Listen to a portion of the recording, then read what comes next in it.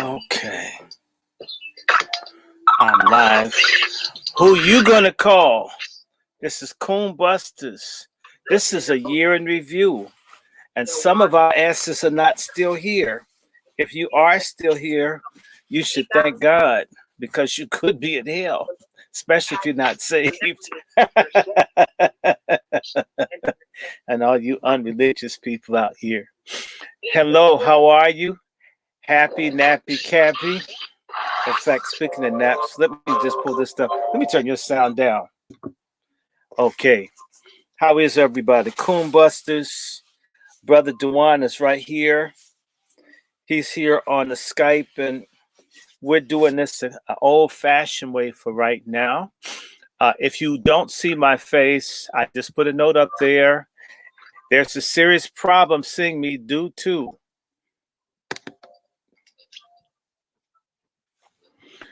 the solar eruption. The solar eruption is messing up electronics.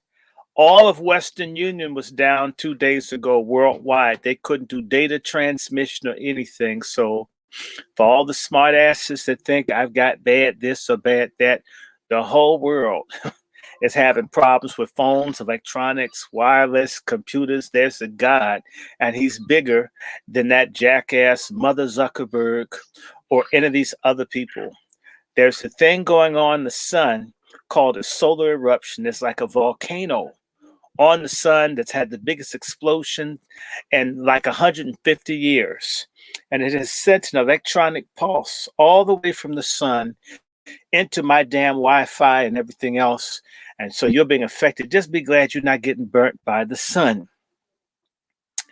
If you're obsessed with seeing my face, which has no lotion on it, I need to use some magic shade because my hair has been going fast on my face no matter how often I shave. My hair grows back like a white person like every 4 hours. So I can shave all day. What ends up happening is I start getting bumps on my face because the hair follicles start saying, fuck you, nigga. I'm going to be a hair whether you like it or not. So you're hearing me? Okay. We are here live. So everybody. Thank y'all. White woman to everybody. In fact, MFM. Okay, we want shit MFM folks. We are here live. You hear Dwan's voice. Thank you. Dr. Ray Short will be joining us shortly. Okay, he can't. You about ready, Dr. Short? Give me 1 minute. Okay, that's fine. Take your time. Dr. Well, Short, let's drop by 10:15. 10:15, 4 minutes. In the meantime, we are here live. We will be Soul Brother Philip, Devin Haley, all of y'all. More peace and power to you. K Mims, glad y'all can hear me. You can see me on Facebook Live on my Randy Lancaster Short Facebook page. There's a way to get around this in case you got a concern. If you have to see my ashy face, if you've got to see me, if you press when my voice is just as good as my face, actually the voice is better than the face. Anyway, MFM to everybody. Get some money. I got updates. I did talk to someone in Fiverr, and I'm going to get.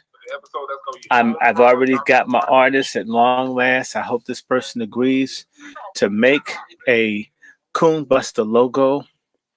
And from there, more things are coming. I've got cable coming so I can hardwire all of my equipment from here on out. We will never have these problems again.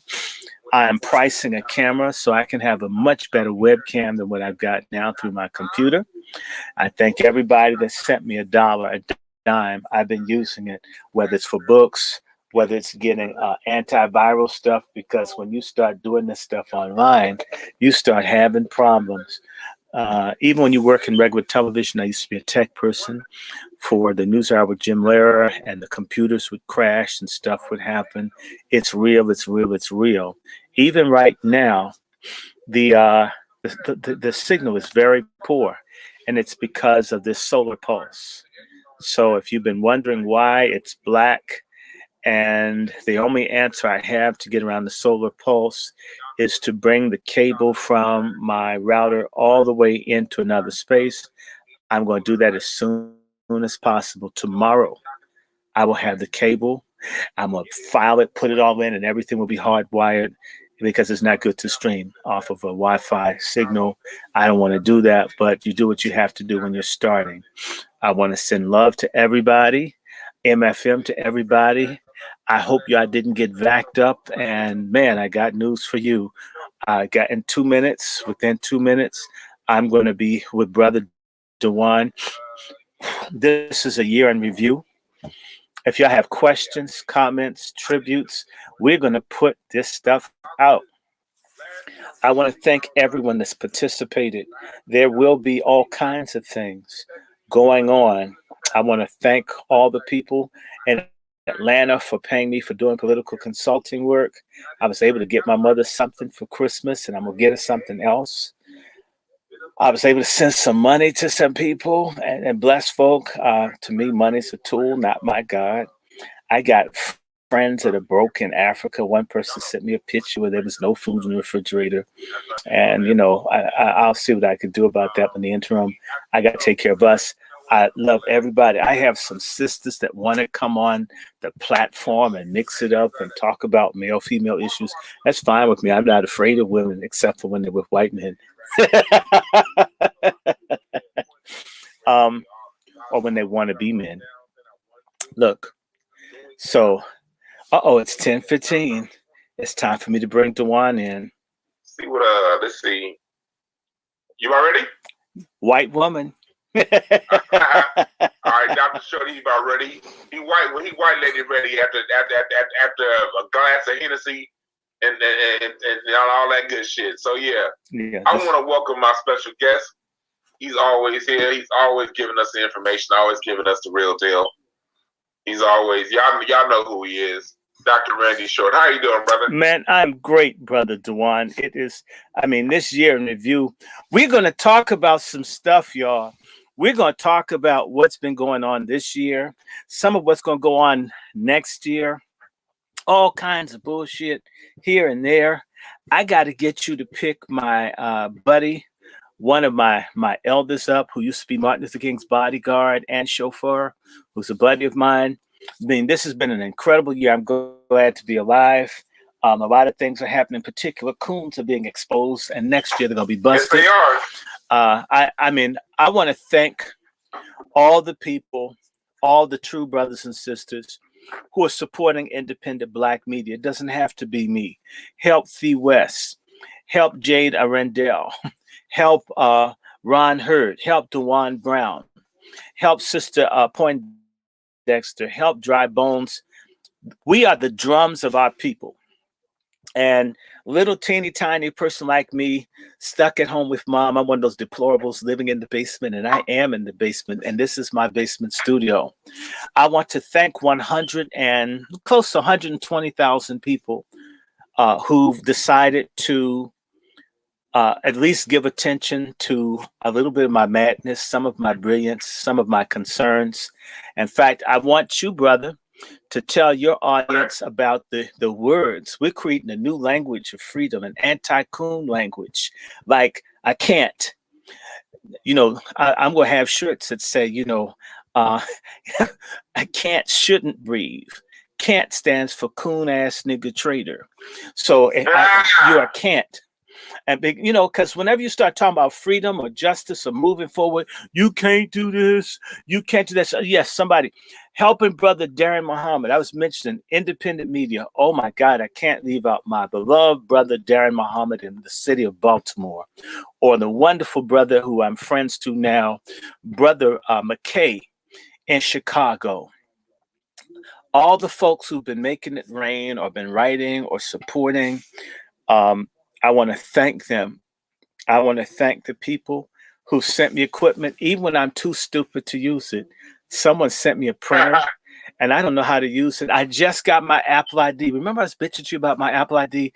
I just got my Apple ID today after 3 weeks because I couldn't make my printer work.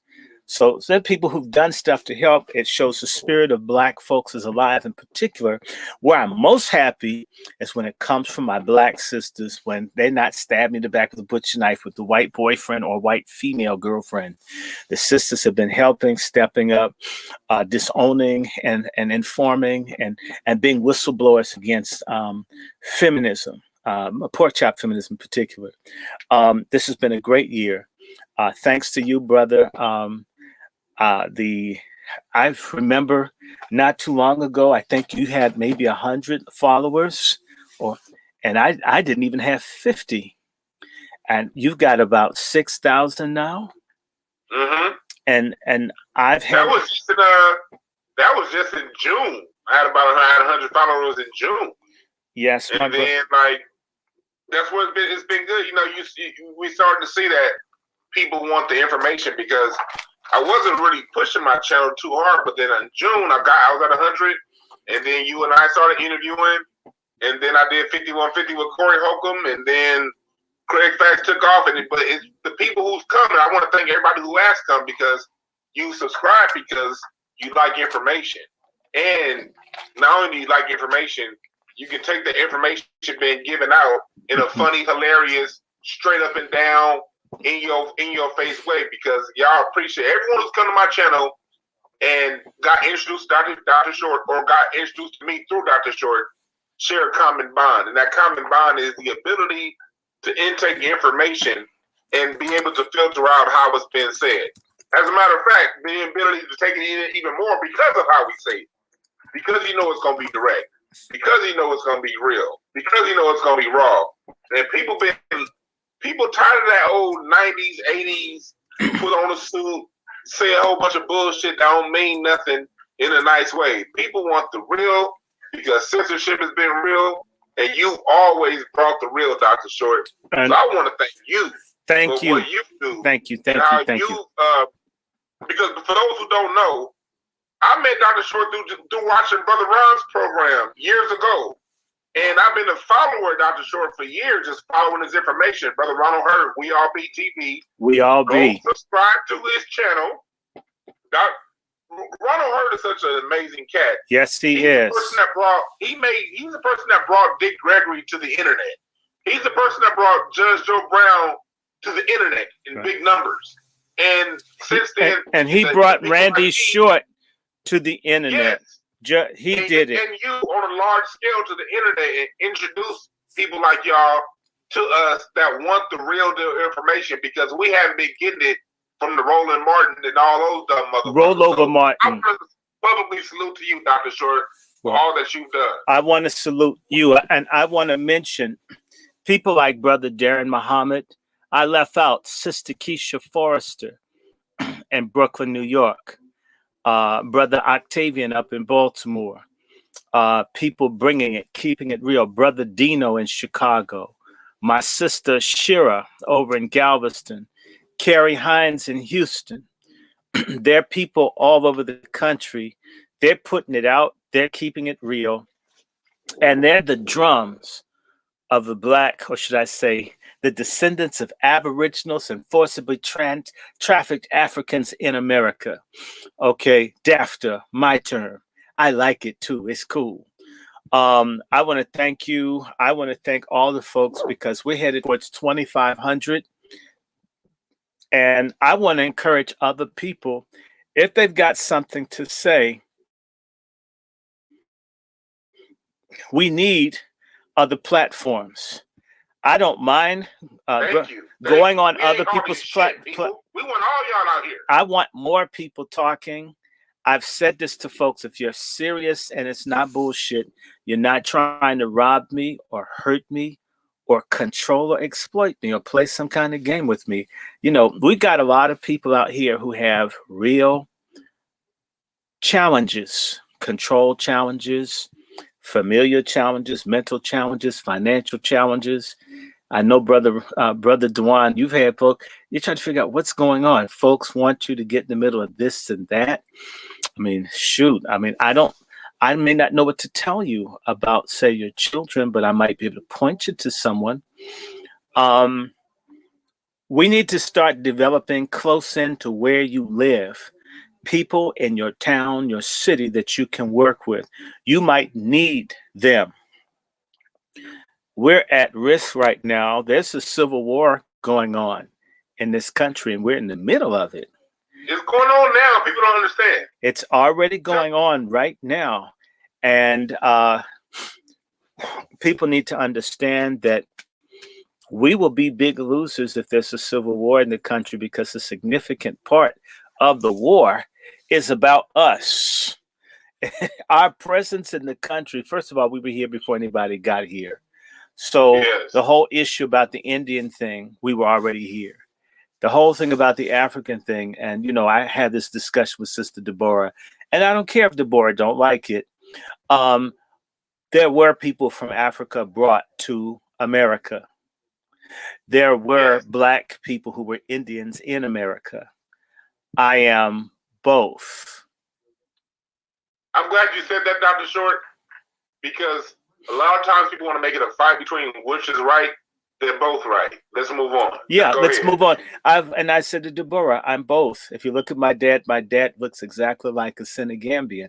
And that's where my father, some of their lineage, were they Balanta, a subgroup of the Wolof, right? I mean, so that's and these people are related to each other, Sahelians, and all these. So look, I look like people from northeastern Nigeria, and I have the biggest DNA pool is out of Nigeria, northern Nigeria. I look like that, okay, but I also look like my mother and my dad. I could composite of both of my mother's folks. Are definitely Indian. I've shown you pictures.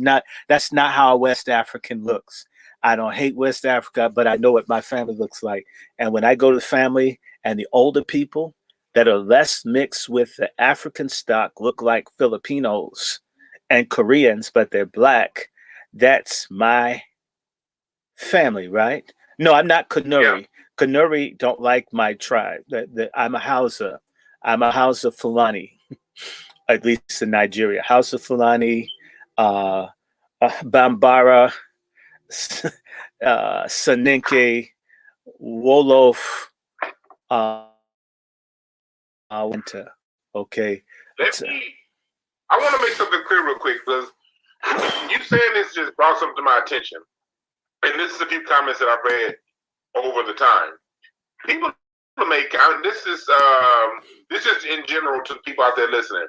For people out there who say, oh, a person like Dr. Shorty, you have all these lineages. Dwann, you talk about all these different ancestors. Look, people, it only takes you to go back, 4 generations to have like 4 dozen ancestors. Right. It doesn't take, the more you go back, you're talking about 2 plus 2 plus 2 plus 2. Each time you go back, mommy, daddy both had 2 parents. Their parents had 2 parents on each side. And so it multiplies. So 400 years ago, my mommy, my daddy. No, it gets much bigger than that, folks. You can legit have ancestry in Nigeria. It's break it down to a tribe, and legit have ancestry in England, and legit have ancestry in Virginia, and all that should be true. So for the people out there who are thinking small-minded, understand that all of it can be true at the same time. And Brother Dwann, that we all have. Let's do this to make this plain for people. In 1620, 400 years ago, you had over 90,000 relatives living on the planet. 90,000. You're the composite of 90,000 people, 90,000 plus that were living 400 years ago. 90,000 people can be in a whole lot of places. Even if most of them were in one place, that's a lot of people. And that's going back 400 years is when all this exploration and people's movements began to start. Meaning that you have 1 million ancestors if you just go back so many generations. 1 million, not a few hundred, millions.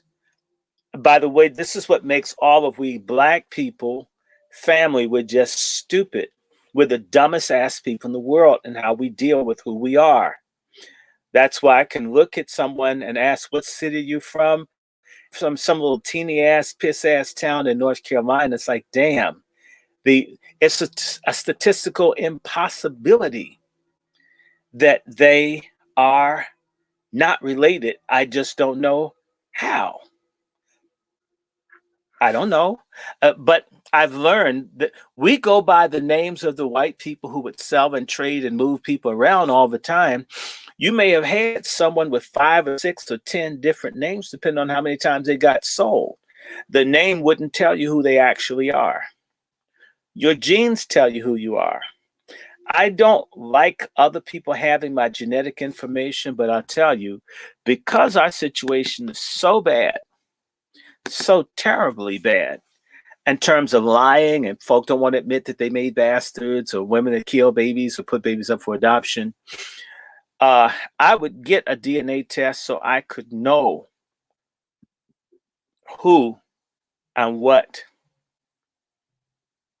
my people are. Because if you have a family like mine where niggas lie all the time and keep secrets and you can't get any kind of information, just basic stuff.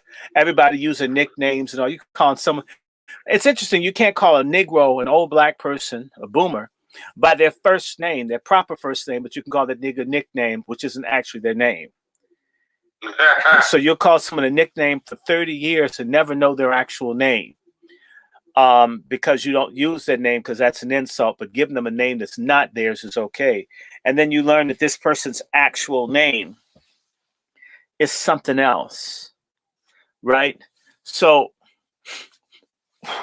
and I don't mind, I would strongly suggest that everybody who has they have that stupid idea about black people being congregated in Africa, which is a stupid historical reading of the planet. There was once one continent, not multiple continents, just one. So if the first people were black, everywhere the people were black. So it's a stupid ass question to ask, name which people were black in the Americas. Everybody was originally black.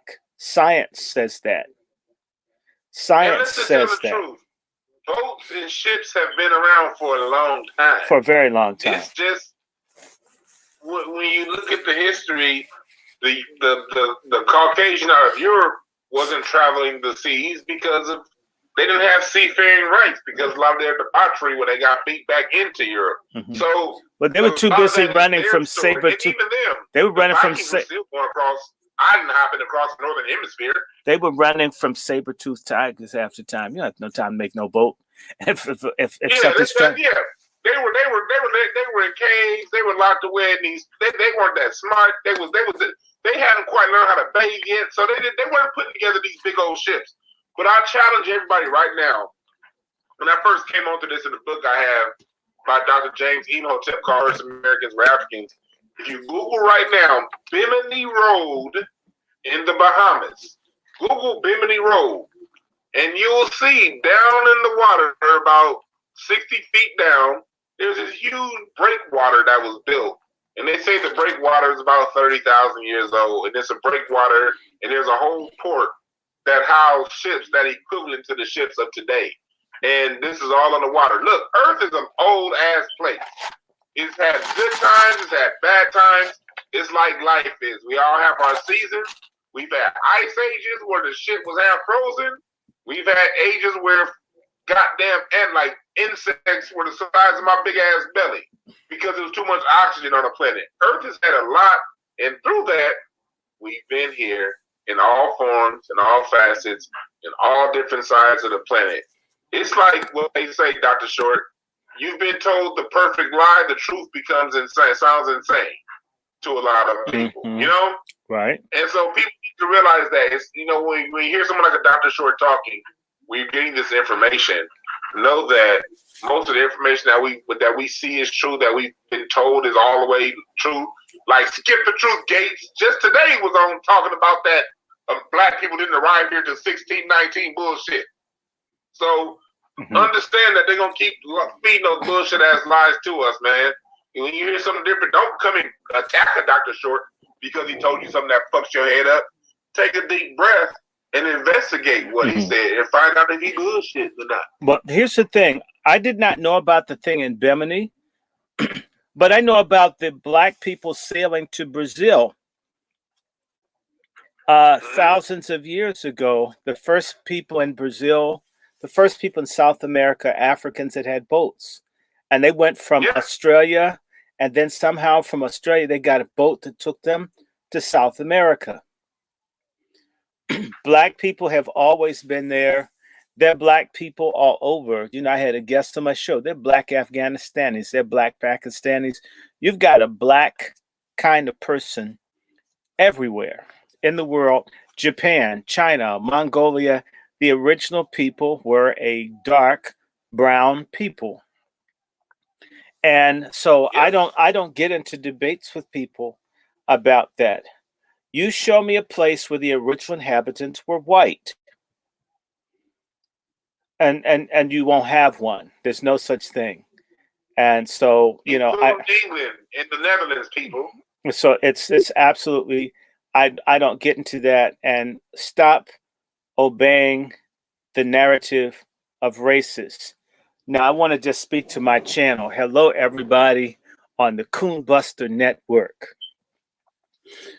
Coonbusters, first and foremost, I want to say to you, oh my God, Eric Shanks, what are you saying? He's saying that Bill Cosby is innocent. What's going on? Hold on, I didn't see that. What happened with Bill Cosby? We had Nicole's view on this past Saturday talking about Bill Cosby. She's been following that. He's that innocent. Closely. He didn't do that. I mean, Bill Cosby. Bill Cosby did not do it. I don't care if I don't have any pork chop feminist friends. In fact, if all of y'all got vaccinated, I'd be cool. Bill Cosby did not rape that Howard Stern, Dr. Spock looking Jewish lesbian. He didn't do it. Okay.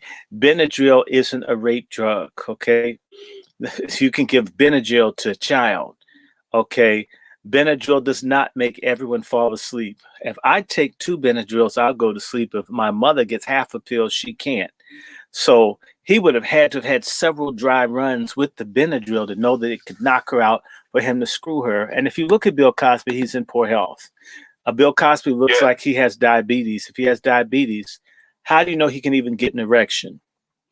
And he still has his pride. If he has erectile dysfunction, Bill Cosby wouldn't want to go out and say, let me get a cigar, put it in my mouth. Oh, I've got erectile dysfunction. Can you see America's dad saying that he takes Viagra? It would make the stocks go up, but it wouldn't be good for his ego. I think if Bill Cosby was a hoe, and everybody, you in Los Angeles, was a hoe in that business. He's not the only one. It's interesting. The only person that's got some underage pussy is R. Kelly. He's the only one. And no white men ripping kids.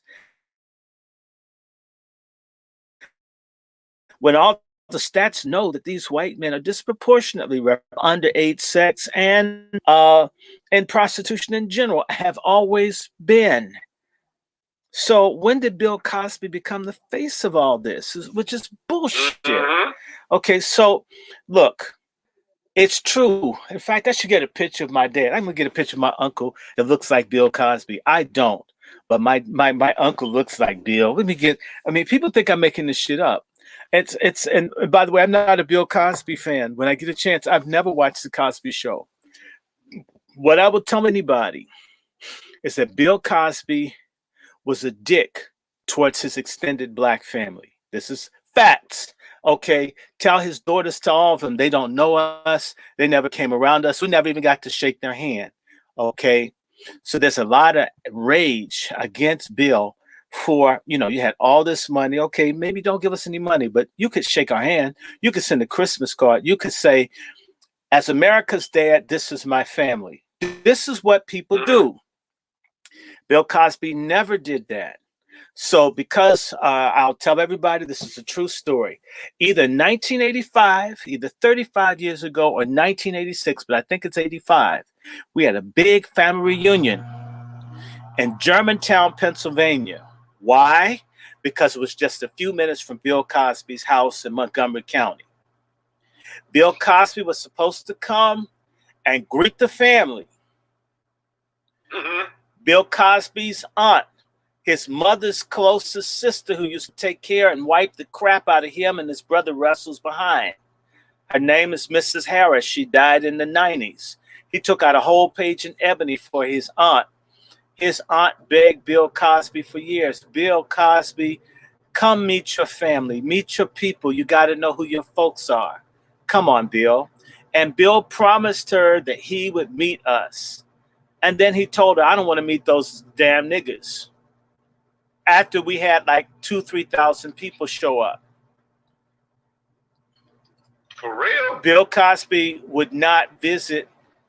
He wouldn't drive 5 minutes, 10 minutes from his house to meet us, to see us. And we had other people in the family that were famous, okay? And nobody asked for money or autographs because you're family. He refused, like, fuck us. And I was like, ever since then, I was like, well, then fuck him. So I never watched the Bill. Like that about Bill Cosby, yeah. I never watched the Bill Cosby show. I'd watch A Different World, but not the Bill Cosby show. I've never seen a whole episode of the Bill Cosby show, ever.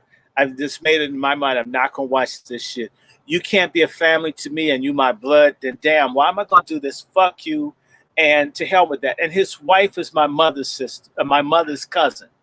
Okay. Oh wow. His yes. This is how black families are. Bill Cosby's wife is from a black town called Sandy Spring. It's in Montgomery County, Maryland. It's the oldest free black community in America. Cosby's wife's last name is Hanks, Hanks. There's a possibility that Bill Cosby's wife is related to Abraham Lincoln. Show you how crazy this thing is. The Hanks and all the families that live in Sandy Spring that are all cousins to each other. Bill Cosby's mother-in-law was born on the same street, I think, or near the same neighborhood that my grandfather was born in, about 6 years apart. I'm just saying, born in the same neighborhood. I'm going back now 100 years. You understand what I'm trying to say to you? Yeah. So, exactly trying to, yeah. But Camille's family, there's a split in our family. Some of us are not Catholic, and Camille's family was Catholic. Okay. So Camille went to the Catholic schools, and other people went to the Protestant schools, but she's still in this larger family of high yellow Negroes that live in Sandy Spring that got freed before the American Revolution. I'm just trying to tell you what I mean. So I'm related to both of them. Okay, I don't want any money, but damn, if you can give it to some white holes, why not support our channels? If some of the money he gave to that white trick, had some of that been invested in people like me for scholarships, we'd be able to bang head for Bill. Bill put his money on white holes when he should have put it on black bros. Yes. Okay, so when I did talk to Bill exactly one time, initially he was standoffish. Even his publicist admitted that Bill Cosby had admitted to him that he had dogged his extended family, had never even tried. I mean, you put millions on this white whore, and you didn't send a Christmas card to your whole extended family. People begged for it, and nobody sent him an invoice, right? And so this is what happens to black folks that turn their backs on where you come from. You don't have to like all of your family, but you should like at least some people in your family. Some of your folks you should click with. It happens in families. Look, Cain killed Abel's ass. I mean, not over another woman. He killed him over God. Nigga, if you go to church again, take your ass to church again. Go to church again, motherfucker. Go there, man. If you pray one more time, I'm gonna beat your ass, right? Right? Cain and Abel were brothers, and somebody ended up dead. So families don't always get along, but there should be somebody. I want to point out something. I want to go back to you circle around to something. I want to hit back on a point that you were making earlier, because I agree with you. You saying that you didn't watch the Cosby Show. Me as a child growing up, I was a child in the 80s, and the Cosby Show was directed towards me and my generation, and I wasn't the biggest Cosby Show fan. I thought it was a little bit corny, and you know what I mean. But I want people to say that we're saying this, people, to say this. We're not defending Bill Cosby because we think that he's the greatest almighty of all time. Oh, his show was the greatest. Oh, I never watched it. Black America. We don't believe none of that bullshit. I never watched the show. I never met Bill Cosby, but the stories about Bill Cosby's degeneracy goes far and wide. Yeah. Stories about Bill Cosby and his lack of giving to. He can put his money up. But the way he's treated other black people, from him telling people on the Cosby Show set to sit down on the floor when they were late, these stories go wide and far over about Bill Cosby. So we're saying that to say that we're mature enough to not be fans of this guy and still understand when another black man is being railroaded. That's right. That's right. Black society gets to that level of maturity to where we can not like somebody, not be a fan of them, but still understand when some bullshit's going on. And see, I told Dwann the story that the white Jewish lady, I don't know how this broad put this together. She had been following me on Twitter, laughing at all the stuff I was saying, right? And she got in her mind, this black guy is related to Bill Cosby. You know what I'm saying? Yeah. And this broad kept bucking me, and she asked me about Bill Cosby. I said, fuck Bill Cosby. Shit, fuck him. And she says, do you think he's guilty of rape? I says, no, he's guilty of fucking over his family. I should know, I'm in it. And a white lady went crazy. And she said, I knew you were related to him. Then she started nagging me. Save Bill Cosby, woman. And it's a bunch of Jews from Iraq that hate Bill Cosby. And these Jews from Iraq want to destroy Bill Cosby and take his money. And she says, I'm a Jew. I know it. This Bill Cosby didn't do anything. She began to just teach me all this stuff about how the white people had set up Bill Cosby. And so I asked her, well, what the hell am I supposed to do for Bill Cosby? And the white lady started crying and shit. How come you black people hate each other? How come y'all don't stick together? We Jews used to be like y'all, and look at what the Germans did. They killed all of us. She just started crying. And she says, I see you out here helping people. Why don't you save your cousin? You're helping people in Africa. Don't you care about people in America? This white woman was just crying and shit. And I was thinking, she just wants some black dick. I got it. She wants to screw a black dick. Okay, I got it. So she kept trying to get my phone number, saying, I want to give my phone number. Okay. So she gave me hers, and I says, oh my God, she's going to force a booty call out of me no matter what. Damn it. Says, you know what? I'm going to call that bitch at 3 a.m. I'll show her. I'll give you a booty call when you're asleep. Then that's it. I made the booty call. You can't bug me anymore. And the number wasn't hers. It was to Bill Cosby's publicist. Which I was shocked because I just knew it's a white woman. So, you know. And we talked, and then we talked again. And by the way, that dude has problems. His publicist is part of Bill Cosby's problem. But I'll just say this to you. And so was Monique Presley. Yeah, I'm gonna tell you straight about this. Bill Cosby doesn't talk to people on the telephone for more than 2-3 minutes. He talked for like almost 2 hours to me. This made people jealous. And so I told my friend that was a witness to the call, I'm going to be made to disappear. He'll never talk to me again. This person will find a way to make certain that we don't communicate. Because, you know, black people are very selfish, jealous, cliquish. I had an in with him, and it made the other person afraid that they wouldn't have as much pull, and they decided to pull the plug. So I haven't spoken to him since. But I'm probably one of the few people on social media that will advocate for him, that hasn't wavered. And I would tell people I did not. I mean, I'm telling you, I've never seen the Bill Cosby show. I initially, when he got in trouble, my attitude was pay, pay, pay. Yeah, nigga, they got you. Because, you know, you dogged us the way you treat, you know, anyway. And then I start to see the stuff they're doing. And it's like, you know, damn. It's like when you have a cousin or a friend, they keep doing shit. But if 10 people jump on their ass, now I got to fight. Damn it, you bitch. Yeah, You dragged me. And so now Bill Cosby has gotten into so much shit until we've been dragged into because we have to fight because now it's all of us that are going to get screwed. And ever since they did this thing to Bill Cosby, it's picked up.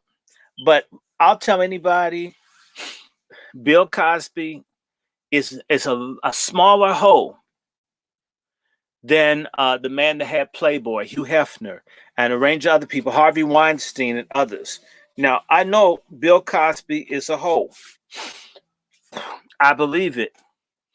I also believe that there's another side to the story and the other stuff going on. So the other thing I have to say to you, that Cosby's probably not treated his kids the best because he's got a bunch of them. You rarely see those niggas on TV anywhere speaking for their dad.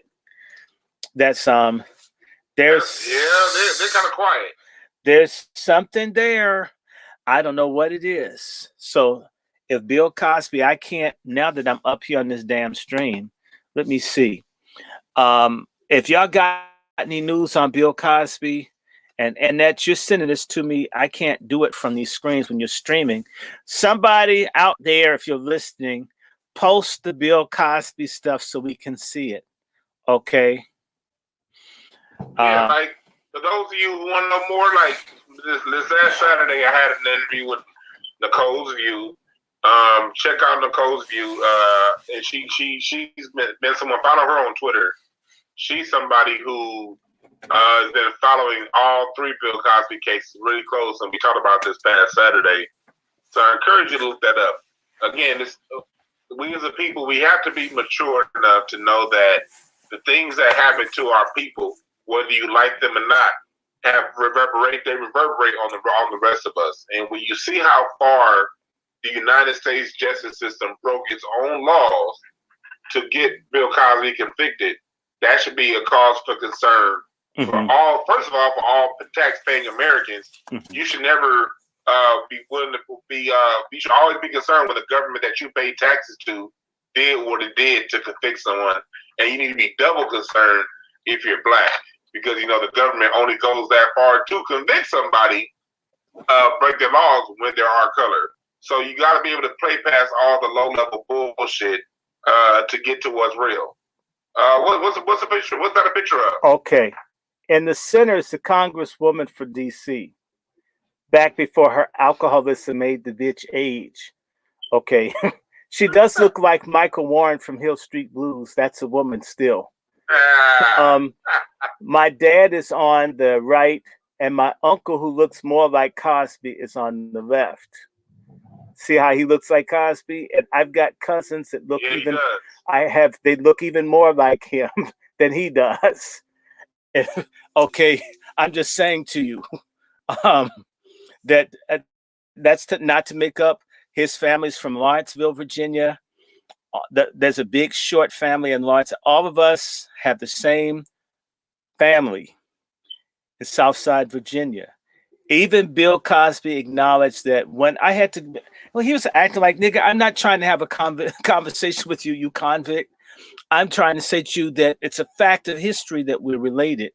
Once I explained which towns the family was from, in particular, the town that St. Paul College, Bill Cosby's family and all of our families started a black church. It was called the Apostolic Zion Union Holiness Church. And in fact, the mother church is called Shorts Chapel. Okay, if you want an idea of who started the damn church off. It's Lawrenceville, Virginia. I got family. My closest family are Shorts from Lawrenceville, Virginia, that moved down to South Carolina. I'm just saying what is. I don't want nothing. I'm not trying to get a mug or a T-shirt or an autograph. I'm just stating it's the same way that what's her name, Alberta Cooper from Rocky Mount, North Carolina, is my grandfather's cousin. That's Marvin Gaye's mama. It just is. That's crazy you said Rocky Mount. Like, you know, because Dr. Schultz helped me. I found I've had family that comes from Northampton, Virginia, which isn't too far from Rocky Mount. No, it's not. And it's funny.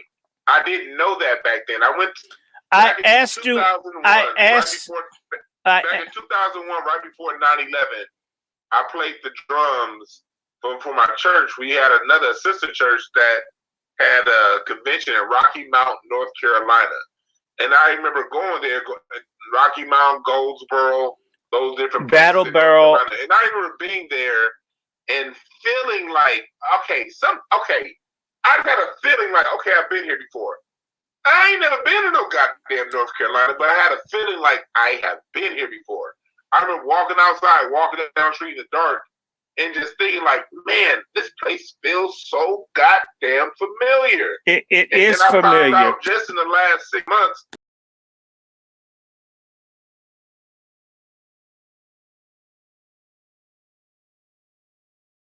And they were free the whole.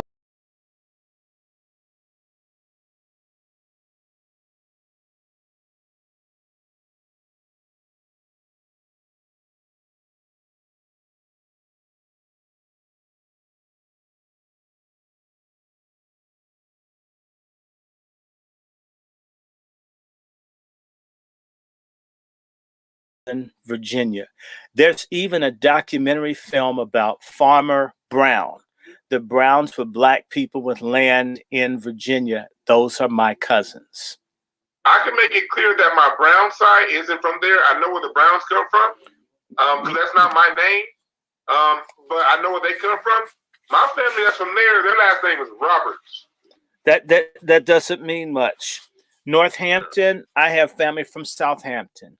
Olive Wright, Dinwiddie, Brunswick. Let me just give you the facts. The Browns are from Mississippi. But you have to understand, where did the people in Mississippi come from? And since you don't have that history, or do you? Where did the Browns come from? No, I have history of the Browns, because the Browns came from, my grandmother gave my dad the last name of his older brother's father. His particular father was somebody totally different, but my dad got the name Brown by way of my grandmother's first husband. After she got her divorce, she still named my dad Brown. So that's how I know that particular set of the Browns. What did you say the other name was? What was the name? Deep in Mississippi. What's the other name other than Brown? What's the name?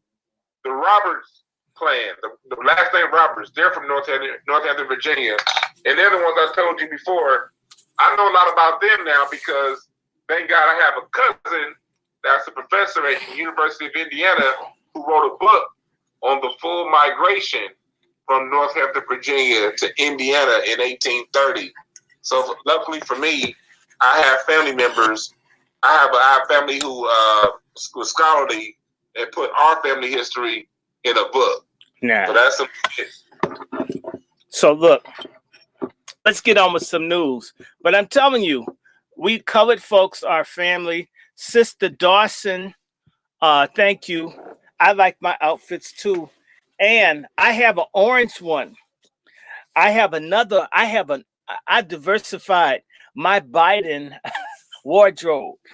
Since y'all want to be prisoners of the greatest mass incarcerator of black people, I have an orange suit. Okay. I got an orange jumpsuit. I just couldn't find the hat. Do they wear hats with the orange jumpsuits? I don't think so. You from LA? You should know about people's asses going to jail. 1 to 3 of y'all go to jail out there. You're supposed to be able to help me. Help me out. Help me out. Look, I just want to say to y'all, this year, it's going out in a bang. I told folks, everybody that follows me, it was going to be judgment this year. It was going to be judgment.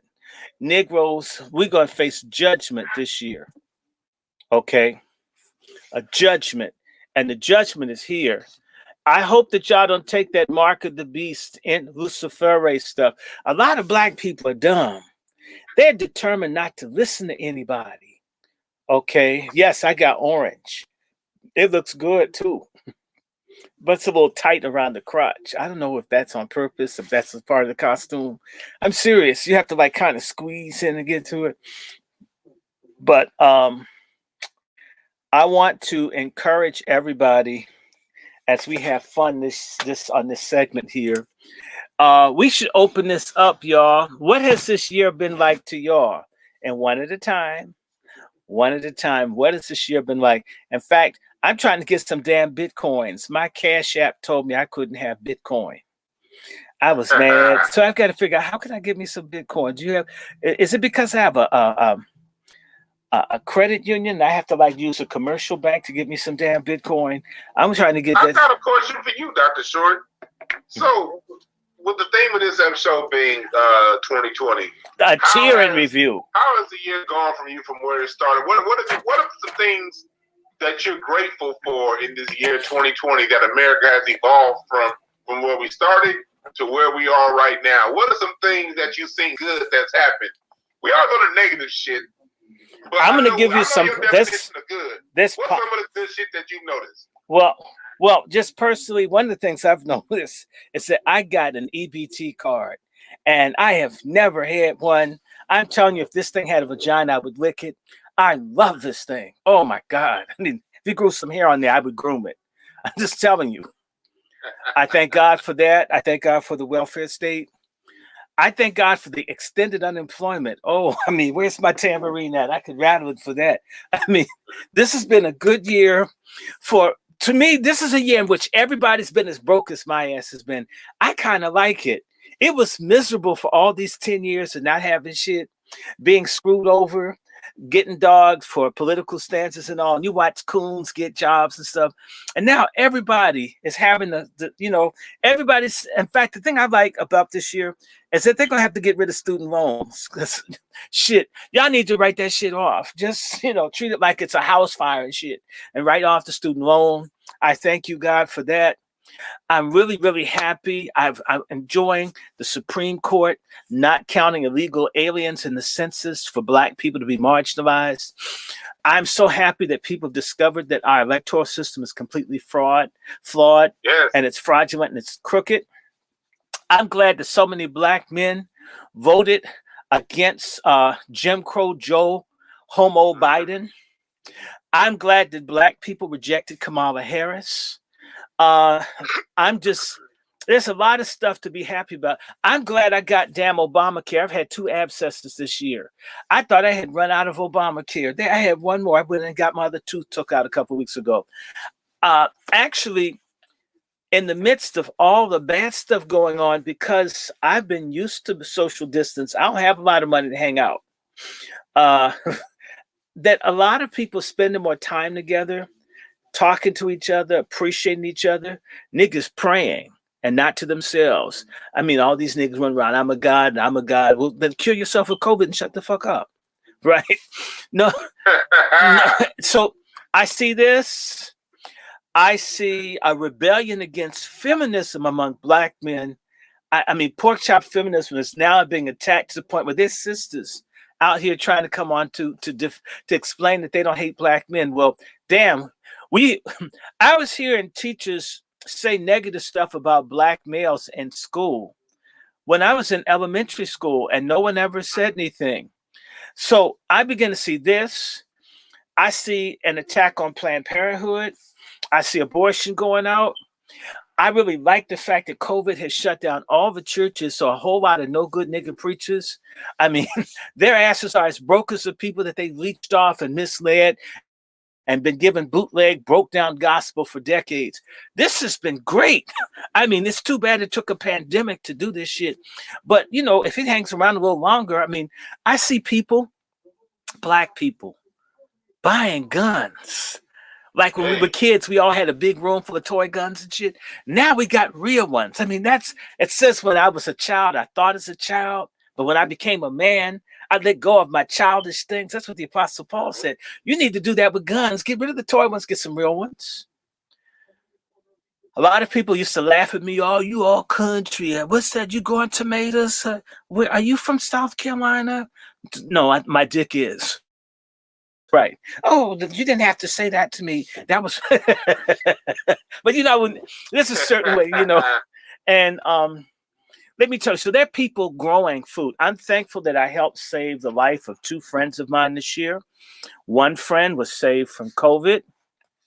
One friend was saved from they needed people there. So I'm seeing, I'm helping someone restart a farm. They have 145 acres. I'm thinking, it's a whole lot. You hit on a few key things earlier when you're talking about. I knew you was going that direction when I asked you that, because people, it's been a lot of good things that's happening in 2021, and you cannot wait on the news and the media to tell you what's good and what's not. The fact that the black people are buying guns, that's always educating their own children. That's always hurt us as a people is the fact that they've had guns and we haven't. All right, when it comes to them, they believe in hitting soft targets. They gonna go where all the shit that these people talk with their F-150s and they mullets and shit. They're not fucking with people who they know gonna bust back. Exactly. So the fact that black people are now taking defense of what we have serious, that's a great thing. We've had a lot of growth when it comes to knowing who the enemy is. You know what I mean? Like, we're starting to see more and more and more who the internal traitors are, who the external people who come in on these coalitions. All this shit in 2020 is being revealed, and that is a beautiful thing. Now, for these coons that want to stay asleep, for these coons that want to be on some we're all in this together bullshit because they don't trust black people. The only time we've all been together is a slave ship. That's right. But the rest of us, we good. That's the big thing, man. It's been a lot of good like that that's happened. Also, I see black people because I trust black people more than I fear them. Let me tell you, the people educating their kids, man, y'all weren't learning shit in school anyway. I've been a substitute teacher. You weren't even allowed to teach half the time. Now folk are going to have to educate their own children. In fact, a lot of marriages are breaking up, but that shit was bogus anyway. A lot of stuff. I mean, and that's actually positive because you had a roommate and shit, right? You had someone, I mean, he had a decent sized penis, decent sized income, and y'all could share space together. You know what I'm saying? But it's just time for our people to look out for self. What I really like is that a lot of black people stayed home from the election. Then a lot of black people turned out and voted. A lot of black people have been doing stuff. They've been fooling people this year. I've been watching people's platforms grow. More people are listening to Professor Black Truth, to Black Authority. They're listening to Darren. They're turned off the television because they want to know. I'm proud of half of the black people in the country that refuse to just let folk inject them with anything. You wouldn't let someone stick a dick in you. You didn't know where it had been. Why would they do it with the needle? Ladies or gentlemen. Well, then again, some of you gentlemen don't mind getting stuck by, you don't care. Okay, we'll pray about that. I see pushback. I see people doing stuff. I really like the way that folks rejected Black Lives Matter in Chicago. I like the way that black folks in DC did not go with Antifa. Did you see the picture of the little black lesbian that she tried to run over the white dudes. They punched her, knocked her out. And I'm even proud. Let me tell you something that was beautiful. The black restaurateur down in Texas that respects black women, whether asshole or pork chop feminists want to be treated. Down in Texas, that dude said, "You're not going to act like a hoe and twerk on my table." And there was some stupid ass traitor feminist types, but the majority of the people came out and supported him. I want to thank, in particular, the black women at the beginning. And long last, y'all have been missing. Y'all have been sorry for decades, black women. Y'all have not. done our jobs to come out against these feminists, but y'all doing it now that y'all seen us out here bitching. I mean, I've been out here in the wilderness bitching for 20 years, and there have been others, and people says, you're gay, you hate women. And I'm thinking, damn, I'm not saying anything against, I mean, but that woman, I mean, it's a respectable restaurant that no black woman would get up in a privileged white area and rattle her ass. She would. Salute to that restaurant in Dallas, and salute to people in Dallas who, after that happened, the people of Dallas flooded that restaurant to where they about what I heard is weeks. They booked out weeks in advance. So shouts out to the city of Dallas.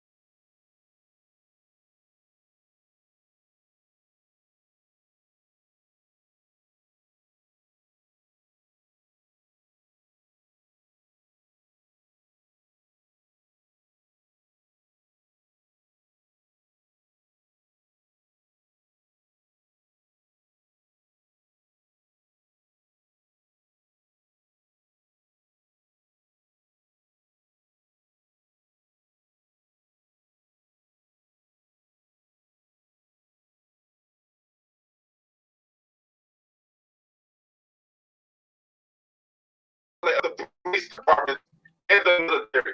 That's the purpose for having guns. We know we're not gonna beat the Navy, fool.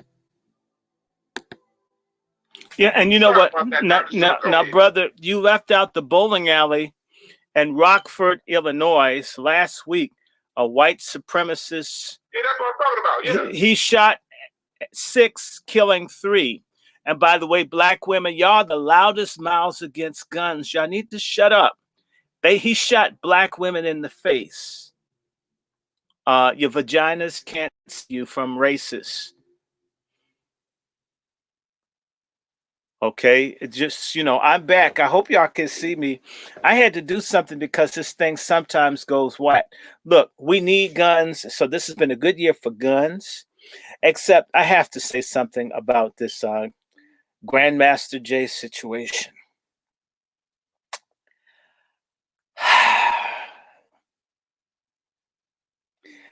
Damn.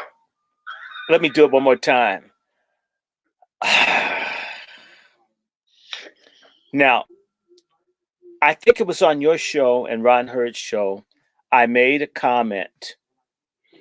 So I made a comment about Grandmaster J and, of course, him looking like a mutant Ninja Turtle without the shell.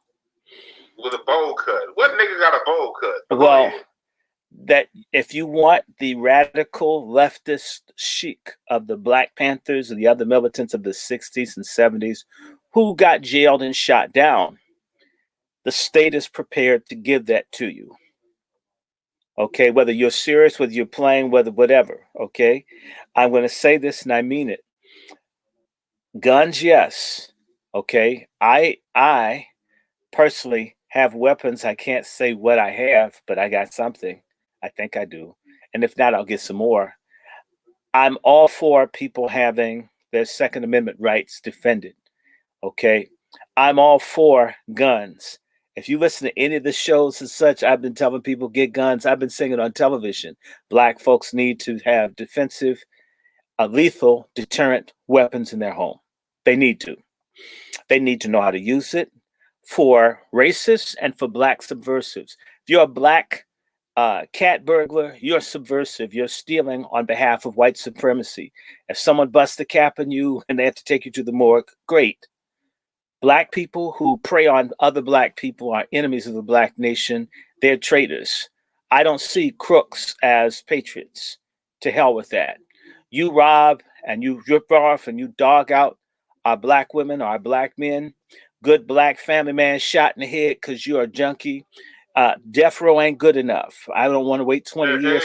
Shit, my box of Cracker Jacks won't stay fresh long enough for your ass to be fried. If we got rid of our low-level crooks in our neighborhoods, when we start punishing their asses too, people would take us seriously. We do need weaponry, but we do not need to go on television and say, hi, white supremacists with nanotechnology, bioweapons, nuclear weapons, electronic pulse weapons. I have a gun that I bought from your store. I don't even have ammo to last me a week. Ain't I bad? Aren't you intimidated? Only a buffoon or a traitor or someone mentally ill or all the above would create a movement wherein people who are black who do have self-defensive weapons could be identified, targeted, and killed one at a time. Anyone that would create such a movement, I don't trust. I suspect, I don't believe in.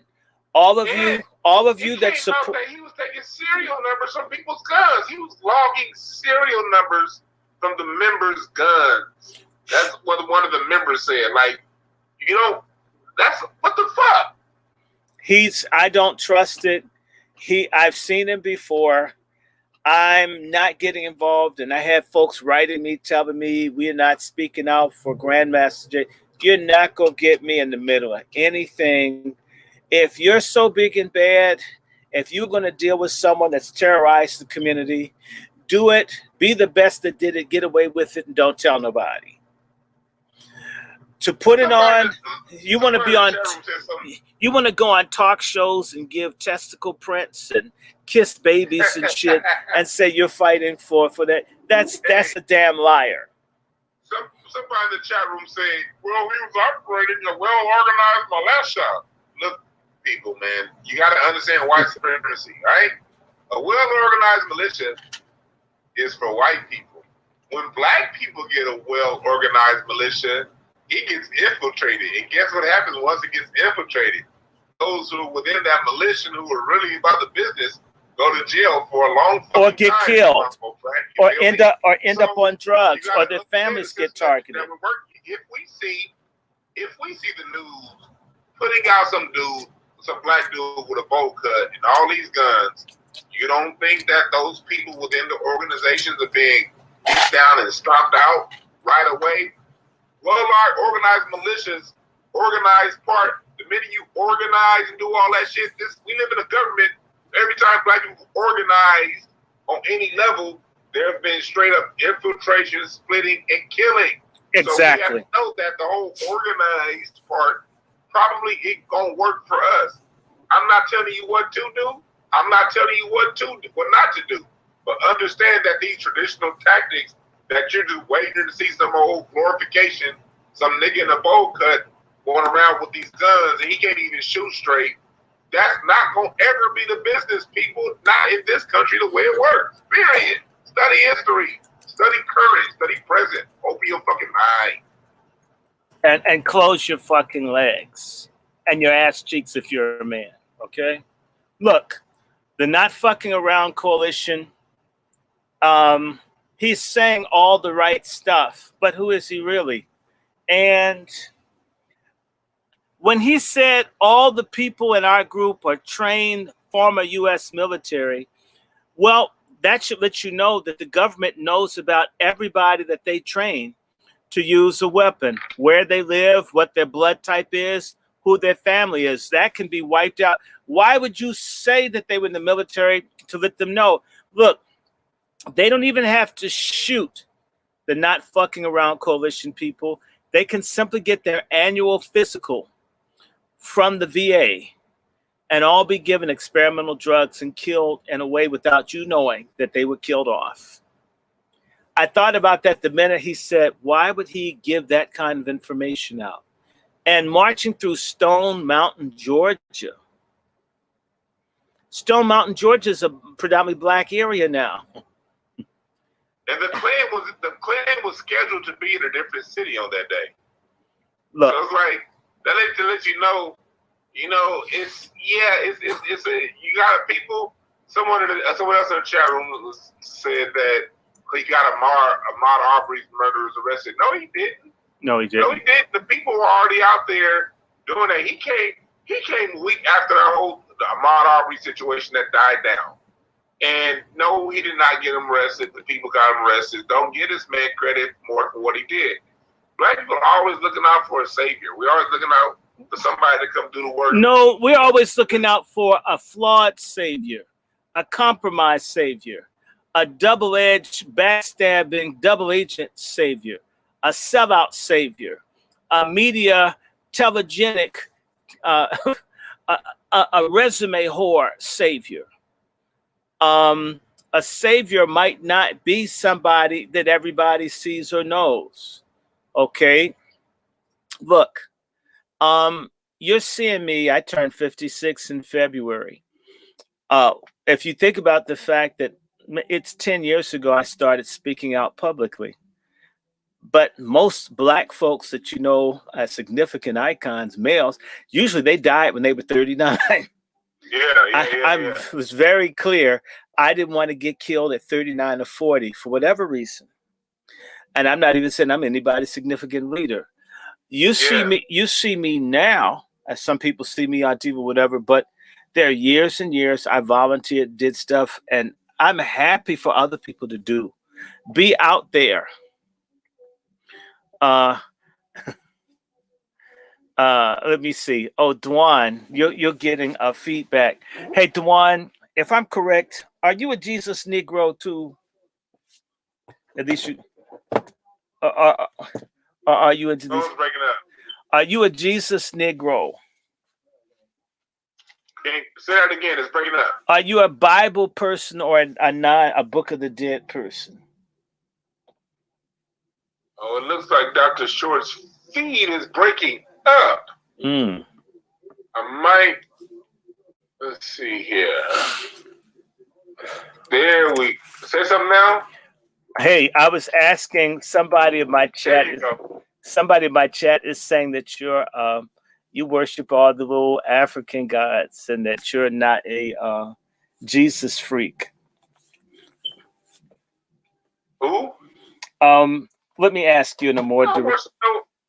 Whoever said that shit need to get their mindset out of that. I worship goddamn Dwann Brown. That's what I worship. I worship. I worship the foundation my mom and my father laid for me. That's what I worship. Outside of that, when it comes to the spiritual deities and all the good stuff, when it comes to religion, I take the good out of it, out of the strength, out of all people and deities who've done great things. I take what they've done great and use that aspect of them inside me when I'm in those aspects of activities. And I look at where people fucked up. And I make sure I don't make the same fuck-ups they make. But all that worship and all that, sit that shit down. I don't worship none of that. Right? People, let's make it very clear. I like to learn. Look, I honor people who are alive just as much as I honor a lot of stuff that people want to talk about when it comes to the ancient stuff. I look at somebody like a Dr. John Henry Clark, somebody like a what's his name? Somebody like the Bunchy Carter of the Panthers. These are the people. Judge Joe Brown, Dick Gregory. Got these people live in action right now, giving us the game, and people want to shit on them and talk bad about them. and then worship some motherfucker that they never met. Look, do it how you do it, but don't, for people out there, don't assign your point of view and how you see things on how I get down, because you feel me? But go ahead. I hear you. So look, so we're finished with the Not Fucking Around Coalition. They conveniently showed up when those black folks got shot up in Rockford, Illinois. Nobody. Black folk getting shot up all over the country. You have never seen the Not Fucking Around Coalition initiate an action to defend black people. They've only showed up when there's already an on-the-ground struggle among grassroots people. They have the same tactic of Black Lives Matter to get in front of something that local black people resisting injustice have initiated. So for all y'all in the Not Fucking Around Coalition, you know, I don't know. I can't tell you what's in somebody's heart, but I can tell you what's in their bank account. I can tell you all the black folks who get shot, who don't have guns, who aren't trying to threaten anyone. Innocent, good black folks like the ones in Ohio, neither one armed, being shot to death. People walking away from police shot down. If a black man not threatening anyone, or a black grandmother in the dark of night can have her doors kicked in and be threatened with murder for simply living, if they're a threat and you've got an armed group of people with high-powered weapons and they're not after you, you are infiltrator, you're an agent. I'm just saying to you that I don't have a bunch of firearms in my house, and I know what it's like for the FBI to come visit. I know what it's like for the FBI to go around and ask people. I know what it's like during 9/11 for folks to go up and ask questions about me. And my teachers come back and say, you know, folks came and asked us about you. Homeland Security, I'm thinking, you don't even hear me talking about guns. You mean I threaten them with a pen, a couple ideas? Maybe I have 5 or 6 friends that we do what we can do, and you're worried about me? And someone has thousands of followers with weapons, and they're not opposed to you? Something's very strange there.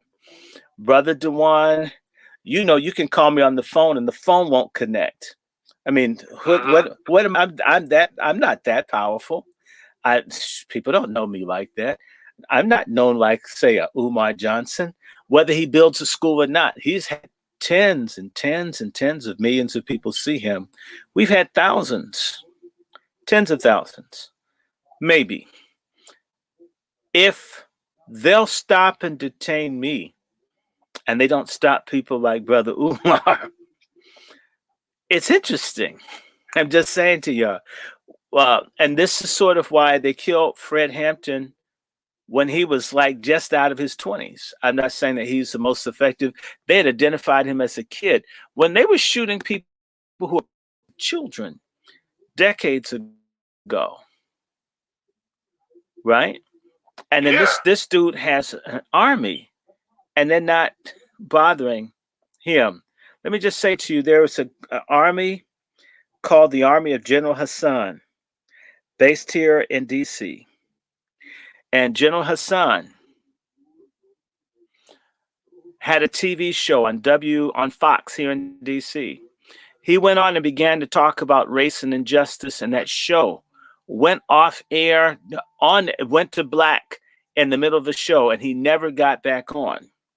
I remember this from 19. When he invited Farrakhan on. Right. I'm talking about going back to 1970. I'm going back almost 51 years, and a black man starts saying real stuff. They didn't tolerate him being on air 5 minutes. It was stopped. So when you tell me you get to go all over the country, have guns, and you're not being stopped, okay? If there are a list of people, and I'm not that important. If someone says, you know, Short, you're never going to get on any shows, no national shows. People know about you. You're bad. You can't be trusted. This is little teeny tiny me, and I don't see myself as anything other than me.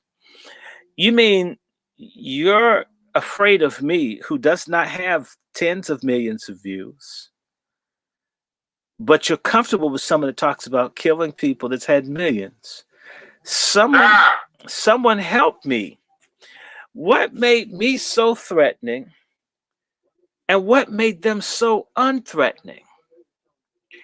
And what I learned, my friends, even in the universities, the kids who talked all the radical stuff, the ones that did, they were more afraid of me having a study group than these kids who want to say they're going to burn something, because people fear ideas more than they fear. Dr. Short, and I want to interject something real quick, just going into address, because it's a lot of fear. I'm noticing a lot of fear in the chat room right now. A lot of fear in the chat room. Somebody said, "I don't know when to get my gun." Look, if you wait to get your gun to when it's time to get a gun, good luck getting a gun. Hold on. Let me tell you what. Hold it. Hold on. I want to, and for the person, and then people in the chat room, someone in the chat room is saying the new black media is failing to tolerate the NFAC. Look, person who said that, I'm not going to say the name because I ain't got no personal feelings towards anything that anybody says in here. We are here to pass information and to spread information through the grapevine. If the information we spread and then you don't like, you're free to go. I'm not tripping. But don't come up in here trying to raid everybody with your unfounded opinions, all right? No one came to see you chat. So what I want to make something very clear to the people in the chat room is this. Someone like me, I don't consider myself no expert. We're not calling ourselves the smartest people on earth. Mm-hmm. But what I am saying is I'm somebody who studied history. I'm somebody who knows history very well. And I'm someone who, through my understanding of history, I can see things called patterns. And I understand how we live in a country when certain patterns of behavior come. I know to now look that, okay, I might be dealing with some agent shit. We have history because we've seen the Black Panthers get infiltrated. We've seen the US organization. We've seen these battles happen over and over again. The whole purpose of studying history is one thing. That's to recognize what's going on now. Because the further back you understand history, the more nuance you understand history. When things are happening live in the moment, you can then clearly see who is who. And so when I live in a nation who just 6 years ago in Ferguson with the Mike Brown killing, I seen Darren Seals get killed. We've seen all of these people who were true grassroots activists on the ground in Ferguson getting murked off left and right, those who were doing things that were effective. And now I see this dude come in looking like he got his hair bowl cut it with a compass, and he's flashing these guns, and he's talking this big shit, and I don't see a media going in on him, and I see him being paraded around, and then the motherfucker gets arrested, and he's out the next day. Mm-hmm. Understanding how the feds working in, usually the only people getting out the next day are people who have agreed to comply. And agreeing to comply means informant. And if someone's an informant, why in the FUCK would I put my damn name, social security number, address, and then give them the registration to all my guns and all my information?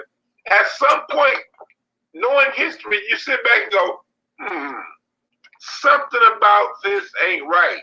And so for those of us who understand history, who understand what it is, we don't need to wait until noon to recognize it's daytime. Some of us recognize the day at 5:30 a.m. And if you that slow motherfucker that don't, maybe you want to take a sit back and see what people are saying. And if you don't agree and you still say it the way you see it, that's fine too. No offense. Just go around with people who think like you. Over here, we see bullshit before it happened. And we gonna err on the side of caution when it comes to the safety of Black people as a whole. That's correct. And Brother Dwann, let me say this.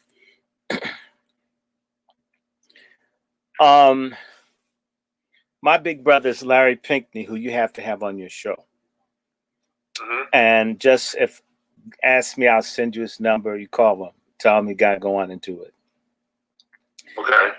When I know people who are Panthers, within the last month or so, someone may have tried to kill or did stuff to my auntie to cause her to have a massive heart attack or stroke up in New York because of her involvement in the movement and SNCC and so forth.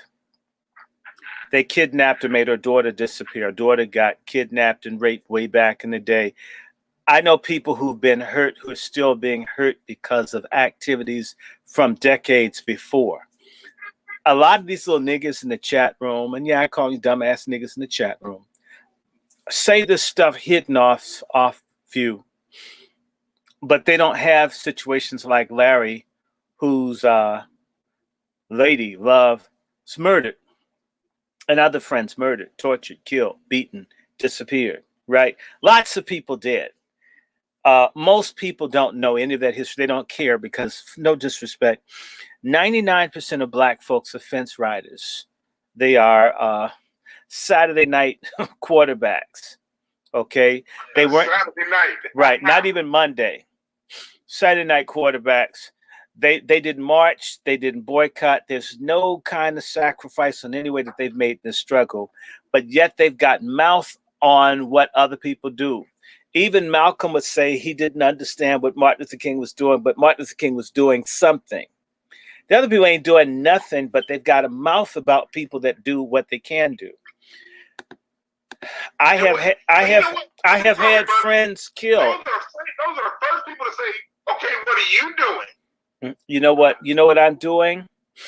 I must be doing, first and foremost, I've helped expose this plant down in Atlanta named Raphael Warnock. I was talking to you about that nigga being no good months ago. Was I not? Yes. Didn't I tell you? I was telling you stuff before it's in the papers. Did I not tell you, right? How many times in the short time you've known me, I told you about something and then it happened? Dick Gregory style, time and time again. I said, did you see this shit over here? Did you see what it was? What I'm doing is what your preachers and your celebrities and all the other motherfuckers that you've made rich don't do. I've made people think.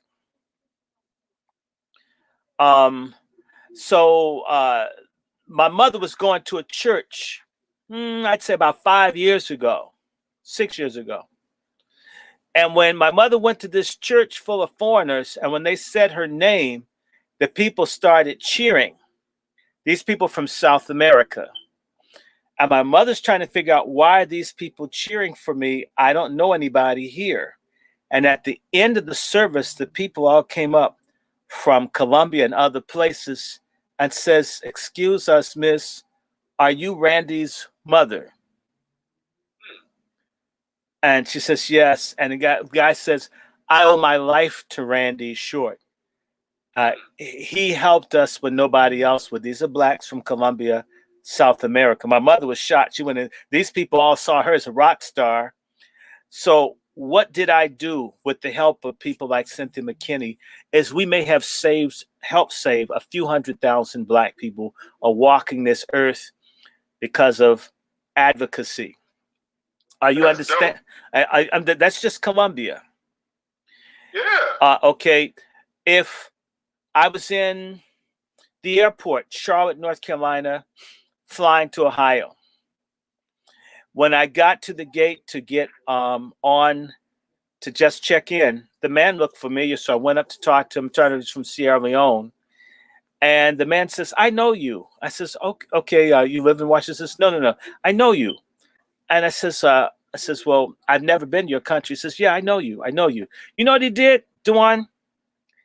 He clicked his phone, and there was a video of me he had in his phone talking about Ebola and how they were killing people in Africa. Oh, and wow. He says, "Yes, I do know you." He says, "I know you." He says, "You're the only person that spoke up for us when our governments were killing us. I'm going to put you in first class. This is all I can do for you. Thank you. You were the only person that tried to help us." This I don't even know this person. That's so dope.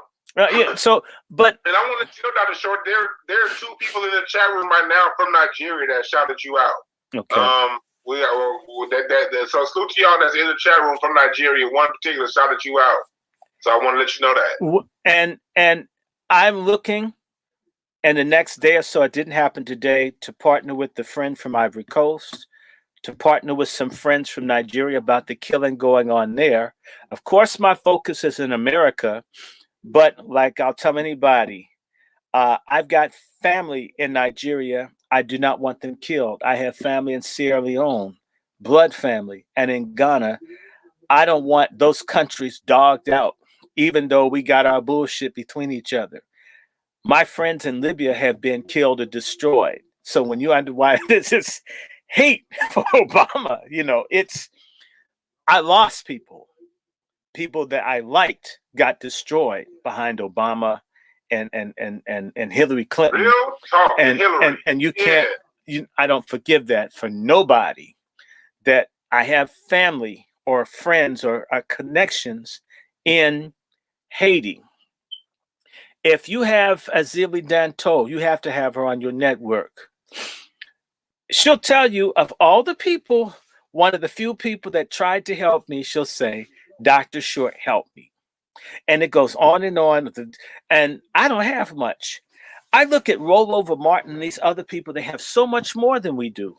Why not do something for someone other than your fat ass boule self? But the boule is selfish. Let me say something to you. It wasn't just Ebola. If I mentioned to you that even for Libya, when a gentleman who's hiding for his life right now reached out to me on Facebook to say, thank you. I'm writing you from Gaddafi's family to say thank you, brother. You're the only person we've seen, Black and American, that's been speaking, telling the truth about what's happened. And we want to let you know it's appreciated. When we take our country back over, if you don't want to live in America, there's a place for you in Libya. You can come and be with us. I'm just telling you what the man said. You got to meet my friend James and Joanne. They're 2 white folk who've risked their lives for years to help Black folks in Libya. Such people exist. Reverend Walter Fauntroy, number 3 in line to Martin Luther King, number 2 in line for Martin Luther King when he passed. When I saw him for the first time in years in church, he jumped up and hugged me and said, "You're the only person that cares about me." Can you imagine?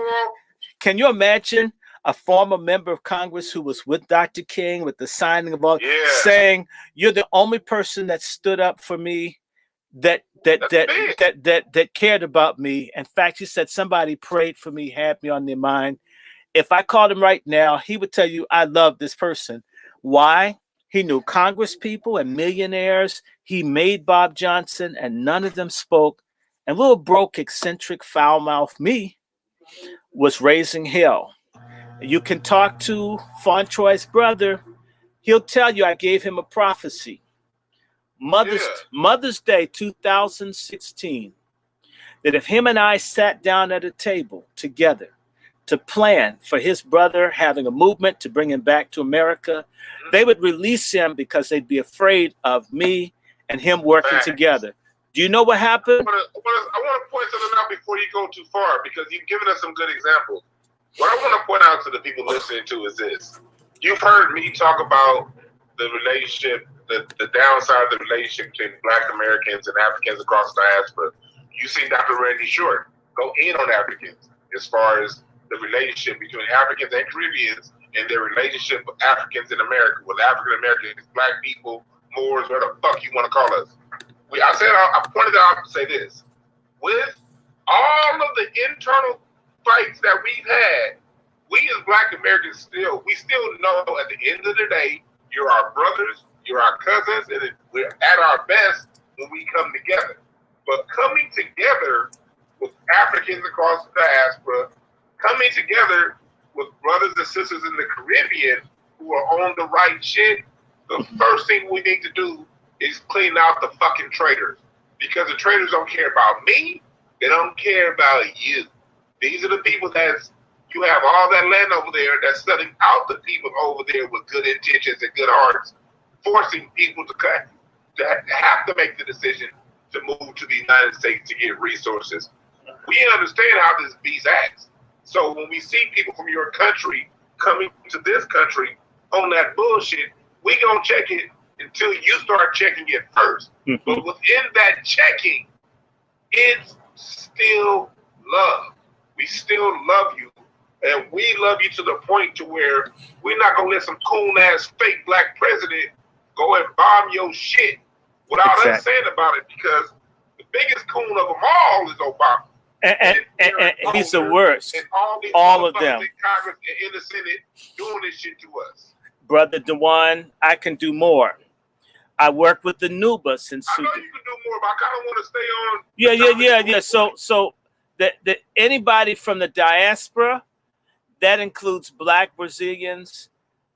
I've done what I could. We'll do more, but we've been doing stuff. So I can say they want to legalize prostitution in DC. We help smash them.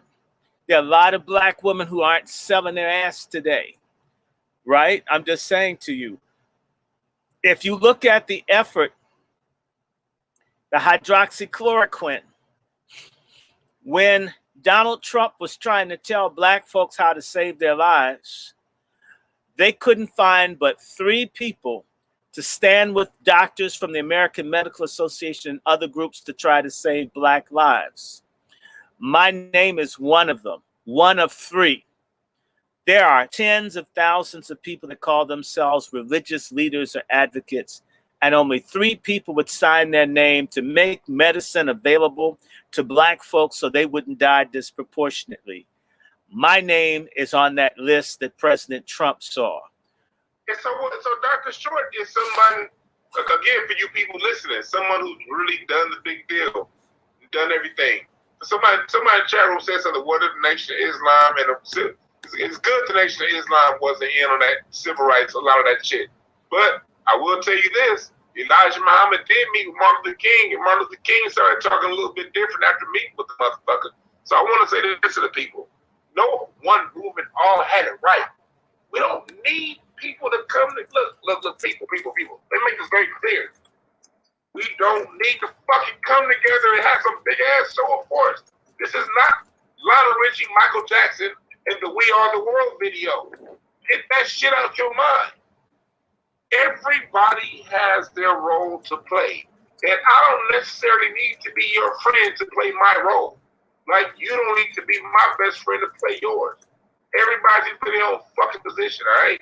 It's not about having some big ass unity, We Are the World concert and say, hey, Black people, we are all together. We gonna come around. Let's defeat white supremacy. You defeat white supremacy where you stand. That's correct. I defeat white supremacy where I stand. Right. And as we defeat white supremacy where we stand as individuals through our daily lives, through the issues we see that we can handle, because we can't do it all, people always gonna be like, well, why didn't you do what that person did? Well, nigga, that person did it already. I'm doing what the fuck I do. It's your job to find out what you do.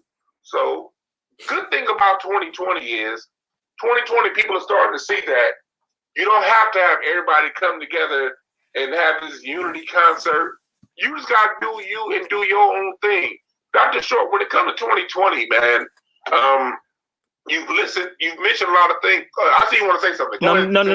No. I'm thinking somebody just posted, this is just a comment. Videos of Dr. Short are posted in multiple different languages worldwide. Pop up on my feed, so I don't need to be convinced. I want to say to the person that was running their mouth in the chat room, one of the reasons that they don't know about, say, you, Dwann, or me, is COINTELPRO has a mission to deny the emergence of Black leaders. They started COINTELPRO the year I was born to make certain that no new Black leadership that they didn't control and shape emerges. Meaning, my friend, that people all over the world know who I am. The people who do not know who I am are Black Americans because I've been hidden from them. I'm not saying really have been hidden, Dr. Short. I'm not saying I'm great or anything. I'm only saying that it's interesting that I get calls from Somalia and Kenya and Mozambique and people within this country don't have any clue. And they also don't understand that when Black people speak up, that means no jobs, hard for you to get income. I denounced America's war in Yemen, in which millions of people who are Black who live are being starved to death, and also for Syria. And I had a brother come back and tell me, you'll never get a job in Washington, D.C. for what you've done. So someone can tell me pretty much your name goes in, you apply even to work at McDonald's, and folks will not allow you to exist. Paul Robeson, you start talking to Black people that are outspoken that you've never heard of, they're not allowed to earn money, and niggas need to see your car and this and all of that. And understand that sometimes when you offend powerful people, you can't have that. They understand how materialistic and shallow Black people are. They need to see the big car. They need to see the big house and the kids and the family and all this other stuff. Are you understanding me?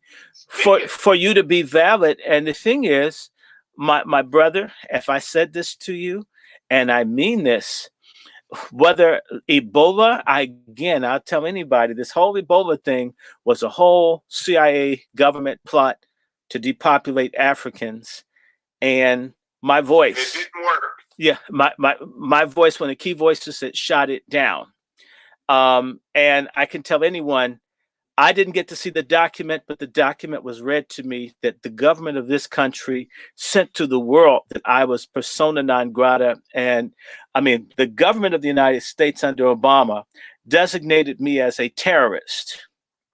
That's incredible for a government to do that to you, and for people to go around and tell people I've kidnapped and tortured, I've been harassed. That only happens to people that they consider important. They would never tell you, hey, y'all want some good Black leaders? This dude over here is good. They would never do that for you. In fact, they tell you that guy's bad. He's no good. He's stupid. He's off base. He hates. I want to tell you one thing that I like that 2020 is giving for you, Dr. Short.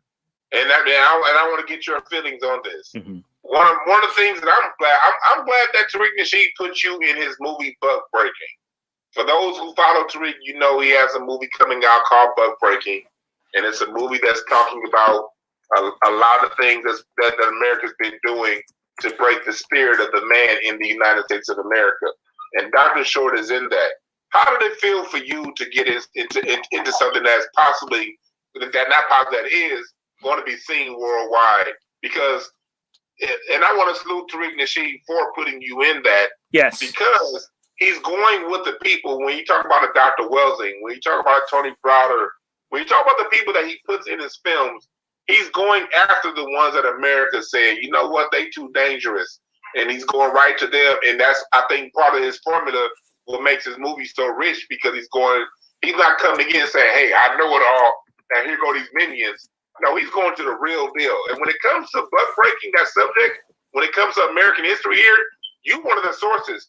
Talk to me about that experience and what that meant for you. That I was shocked. I did not know Tariq. I only maybe sent email information. So I'm in Kentucky, and all of a sudden I see this invitation from Tariq Nasheed. A few months before, I'd said, you know, I wish Tariq Nasheed would expand the circle of people. That's it. I said, that's my only criticism. I love what he's doing. I wish more voices were in what he did. Because there are people trying to say he's a pimp, he's this, he's that. And I'm like, oh, God, Black people. And then they want to get somebody like you or me to say something, like someone tried to get me to say something about Boyce Watkins and Dr. Greg Carr. And I think, I don't want to do it. Irritated Genie. I don't want I don't want to be in pissing matches with other black people. If you're doing some good, do it. We don't have to love each other. You get what I'm saying? And my personal problem with this person or the next person has nothing to do with the struggle at hand. It doesn't. So he reached out to me and says, oh my God, Tariq Nasheed.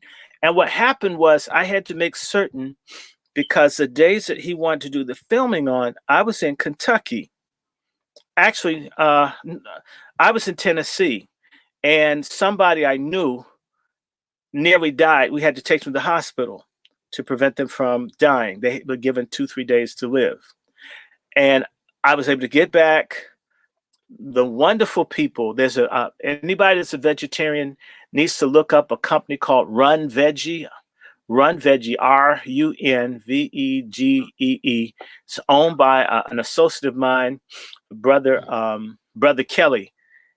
Picked me up from the airport, got me something to eat. I had all these bags, books and such, and then took me to see Tariq. I had gone to the questions. I was ready. And it was good.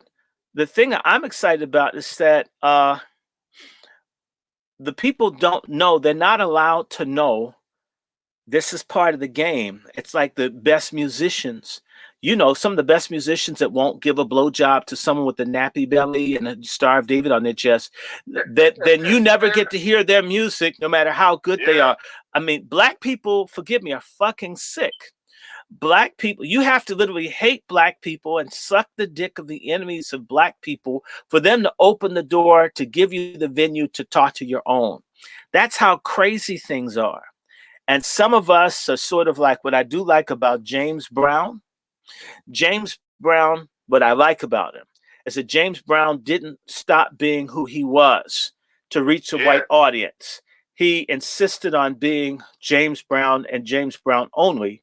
To the only music he was forced to do was Say It Loud, I'm Black and I'm Proud, because he wasn't proud to be black. Okay. He was forced to sing, he was forced to do that song. Okay. But James Brown refused to do a whole bunch of white sounding music. He wouldn't do it. He's going to do his type. I'm refusing.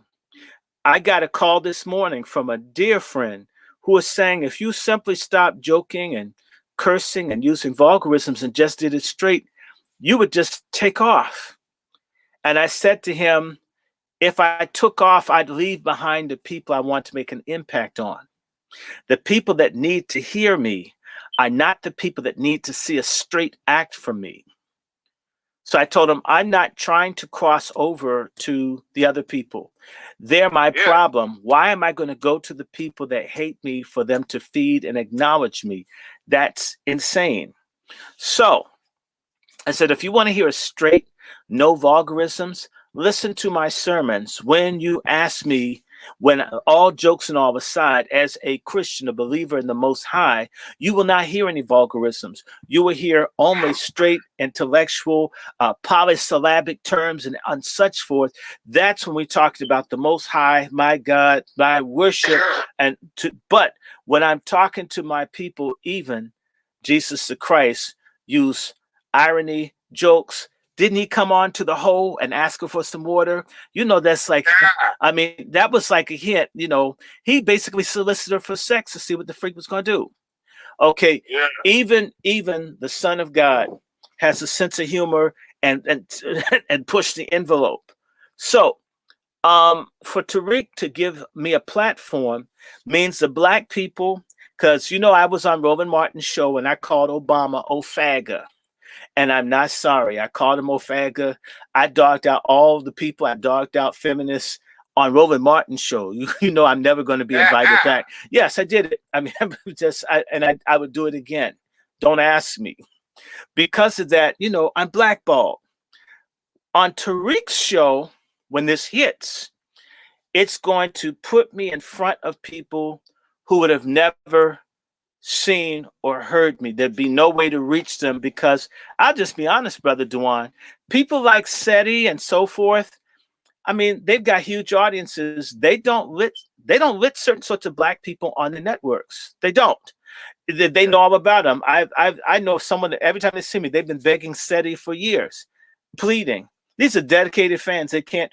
You mean I can't get on the show once? I was on the whole thing, a cow, something about white supremacy, cows, and the dude got mad because I said that black traitors should be punished. I'm not forgiving everybody, and because I didn't kiss his ass to stay on his platform, which I won't do, I've never been invited back, and that's cool.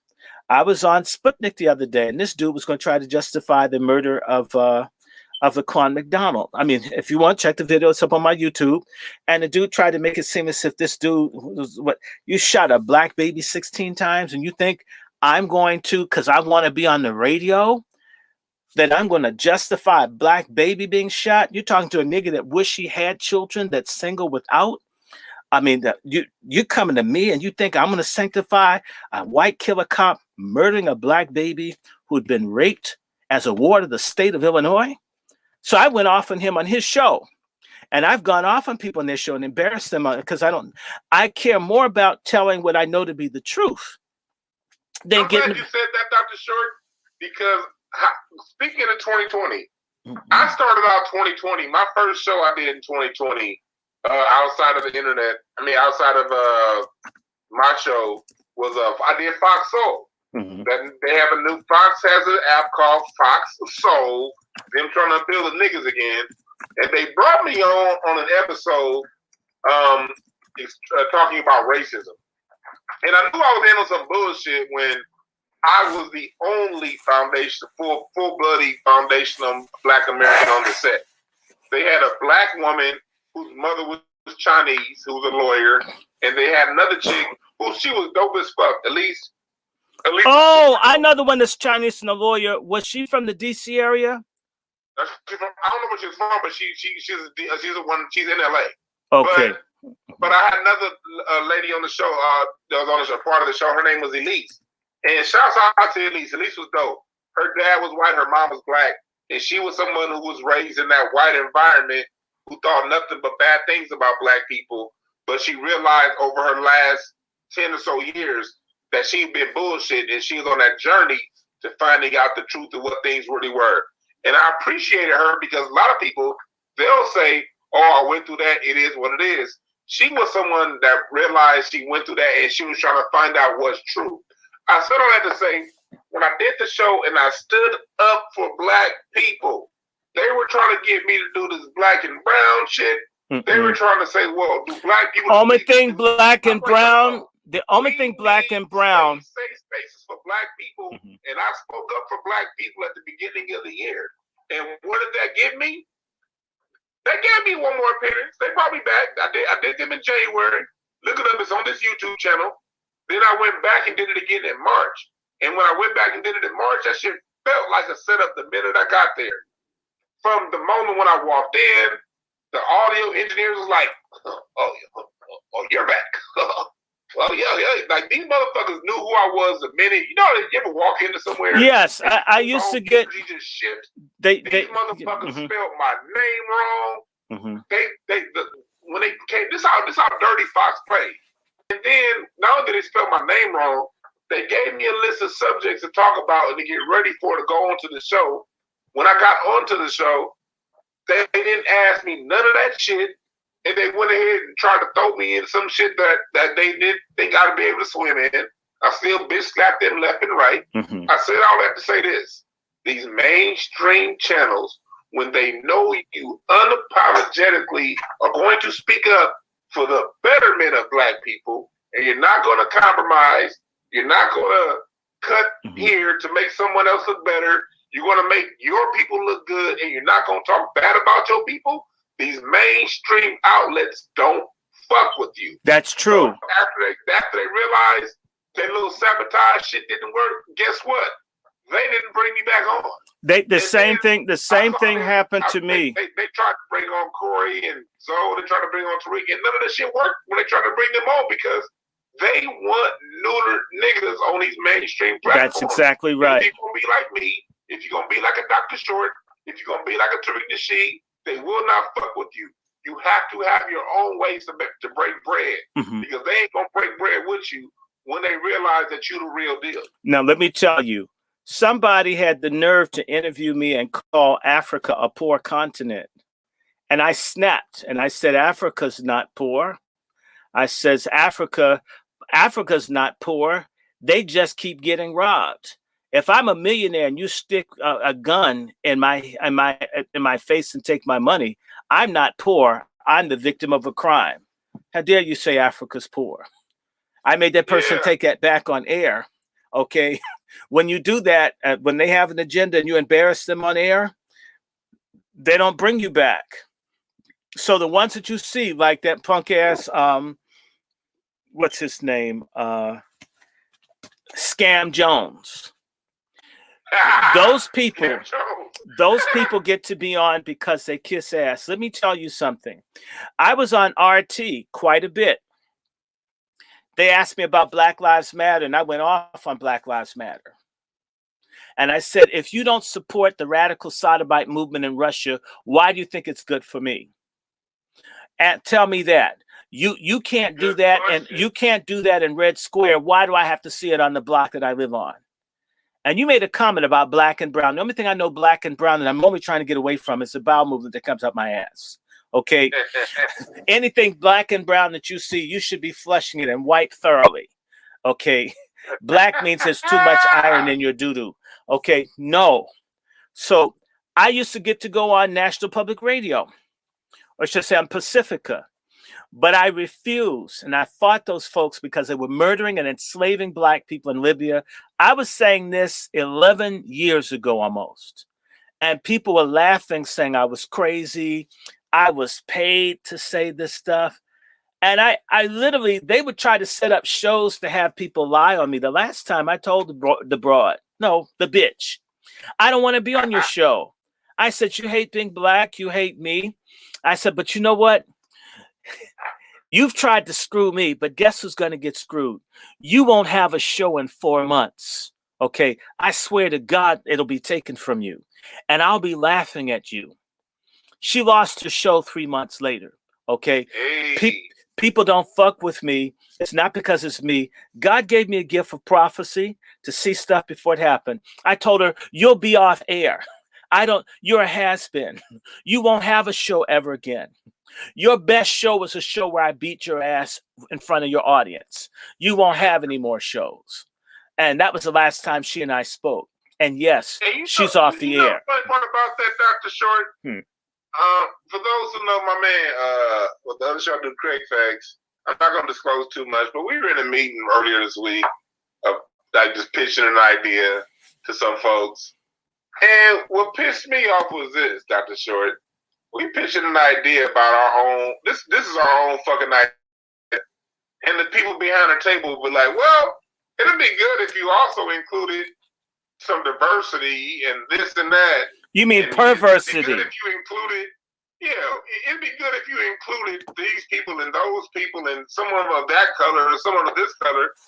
And I'm looking at them. I didn't say anything because when you're in a meeting, you don't want to disclose all your cards. You don't want to say everything that's on your mind. You just kind of, I got the leverage, so I don't need to say everything.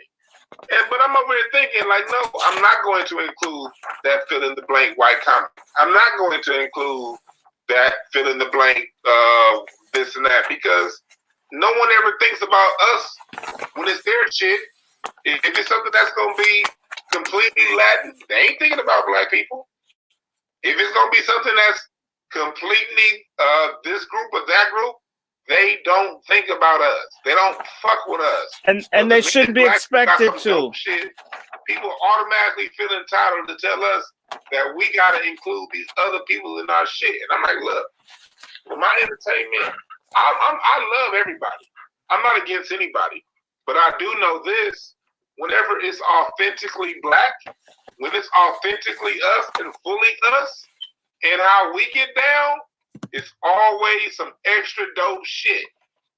When you start going around trying to include diversity and this group and that group for a look, that's always the key to watering down the show and making it some bullshit.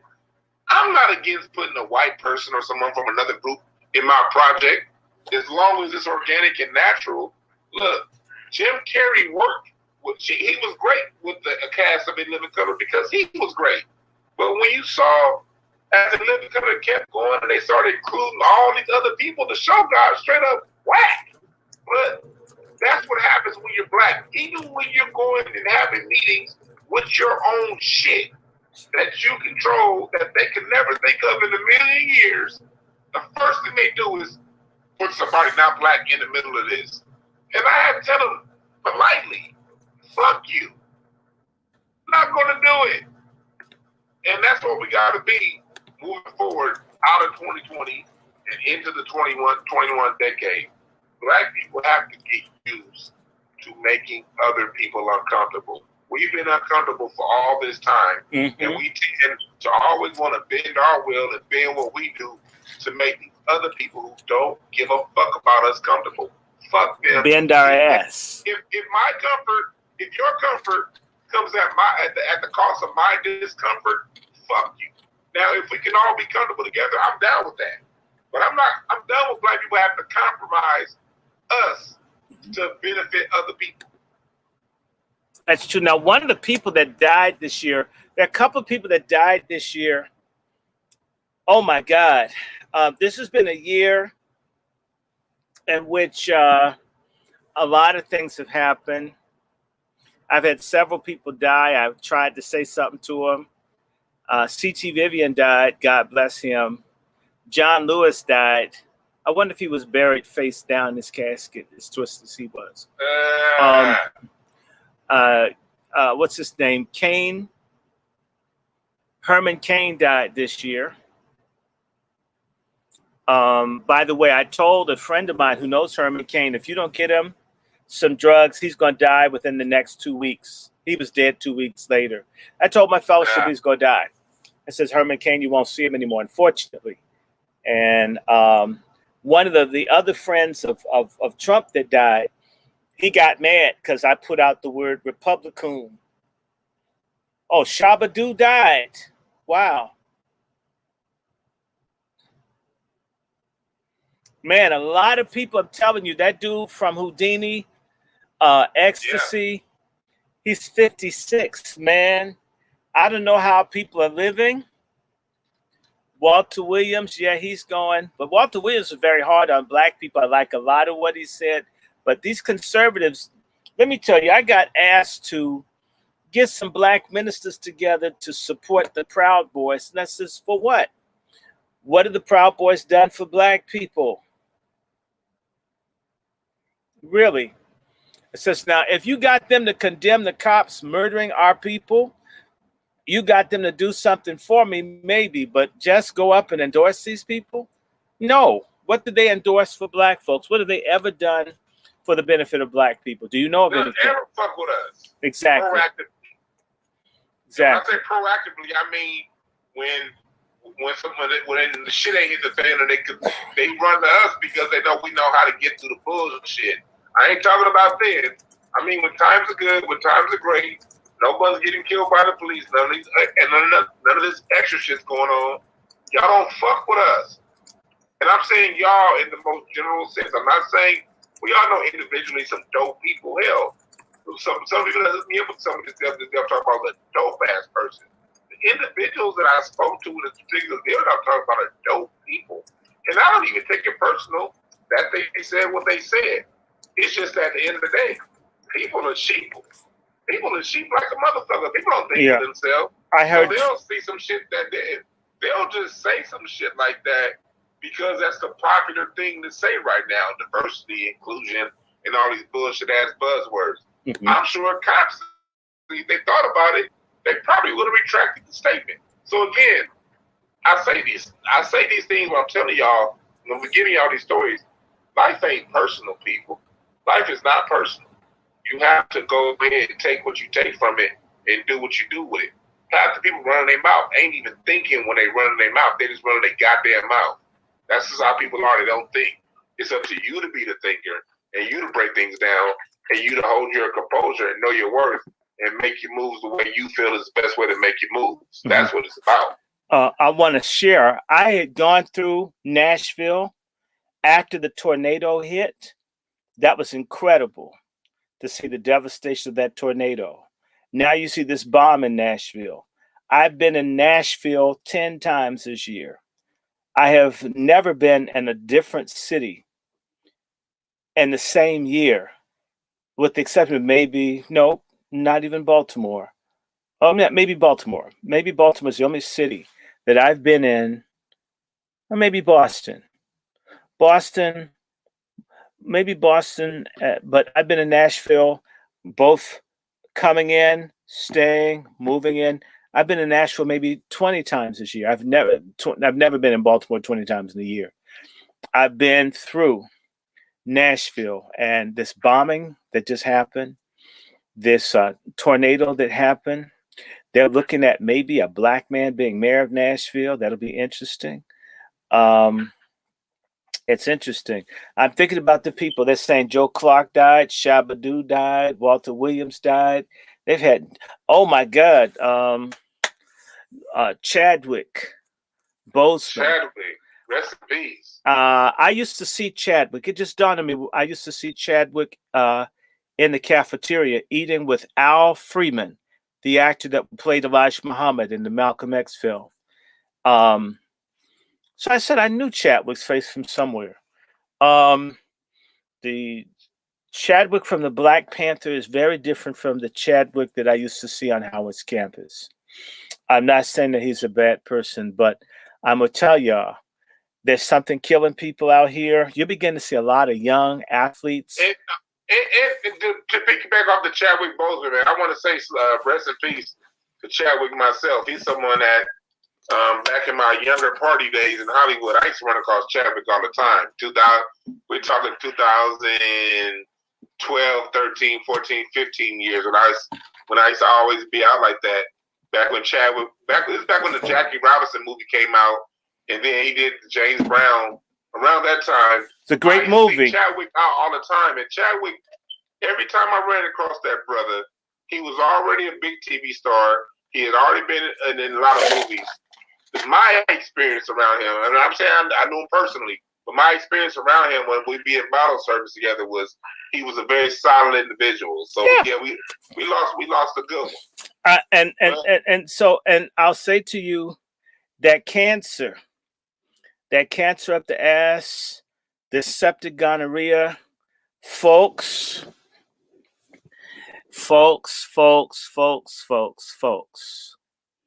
you cannot do whatever you want to do.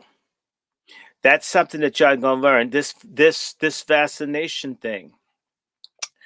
Do your research. Go to globalresearch.com. I'm sorry, .ca. Globalresearch.ca. And read what the rest of the world is saying about the vaccinations. We're saying this so they don't take our channel down.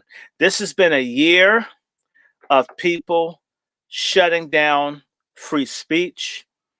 I mean, jokes. I cracked a joke and I got put off. I forgot what it was. Can I tell my nasty joke, please, Dwann? Go ahead, brother. Go ahead.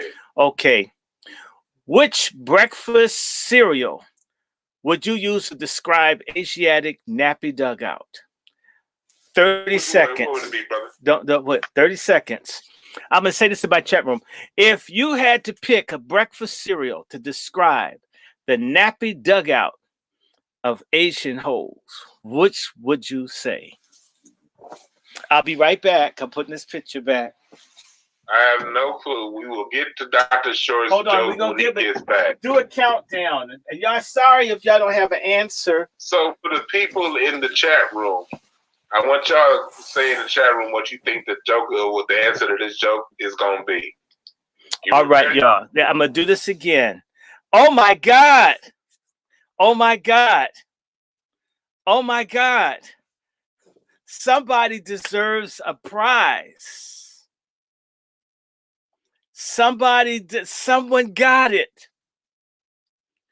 Somebody got it. Someone put up Captain Crack. No. Oh my God, hold on. Someone said Lucky Charms. Somebody's close. Oh my God. Oh, they got it. This is so good. Okay. Someone said Lucky Charms. Y'all didn't say honeycomb. I mean, What is it? This sister got it. Rice Krispies. Snap, crackle, and pop. So that was snap, crackle, and pop. And so, yes, you got it. Rice Krispies. That's what you would call Asiatic nappy dugout. So, you know, Wesley Snipes likes Rice Krispies. Yes, Emmanuel Heath, you're late. You late. I already told it. Rice Krispies. So when you see a brother with the Asian broad, say, man. Bryant, rest in peace to all the people who have Kobe died Bryant. this year. Yeah, Kobe. Let me tell you something. Like, the whole Kobe death for me, that hit hard because I've only met Kobe like once or twice. Mm-hmm. I don't know. I met Kobe one time. Mm-hmm. And he's somebody who I knew, and even though I only met him one time, I knew a few people who knew him well through basketball. I ain't gonna say nobody knew Kobe well personally, but they knew him well through basketball. Mm-hmm. Former assistant coaches of his, former trainers that I know that they had long, extended relationships with Kobe Bryant. And through them, I got to really understand who Kobe was 2005, 2006, 2007, those years. Because I really got to see that the way the media portrayed that brother and who he really was were two totally different things. The way they would talk about him being selfish, the way they would talk about him. Even my man Judge Joe Brown be saying a whole bunch of bullshit about him. I love Judge. But Judge be saying some shit about Kobe that may have happened back in the 90s. But y'all know how life is. People evolve, people grow, people expand. And especially Stacey Abrams. Nothing like who he was as an adult. As an adult, everyone knew Kobe always talked about how giving he was, how concerned he was with humanity, how concerned he was with people, with his family. And I got to see how hard that brother worked.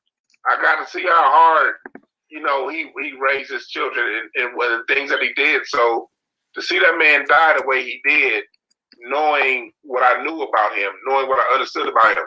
Let me tell y'all the reason why I only met Kobe one time. As people who know me in LA know, I'm Mr. Hollywood. Y'all know this whole Hotep shit now, but goddamn it, when it comes to the who is who in a lot of these circles out here, I've been in all of them. And part of the reason why I only met Kobe that one time, it was 2008-9 at the All-Star Weekend, New Orleans. Frankie Beverly and Mays was on stage, and Kobe came out to the NBA Players Union party for like 30 minutes. You never saw Kobe go to none of this shit. Why? Because he was always so dedicated to what he did.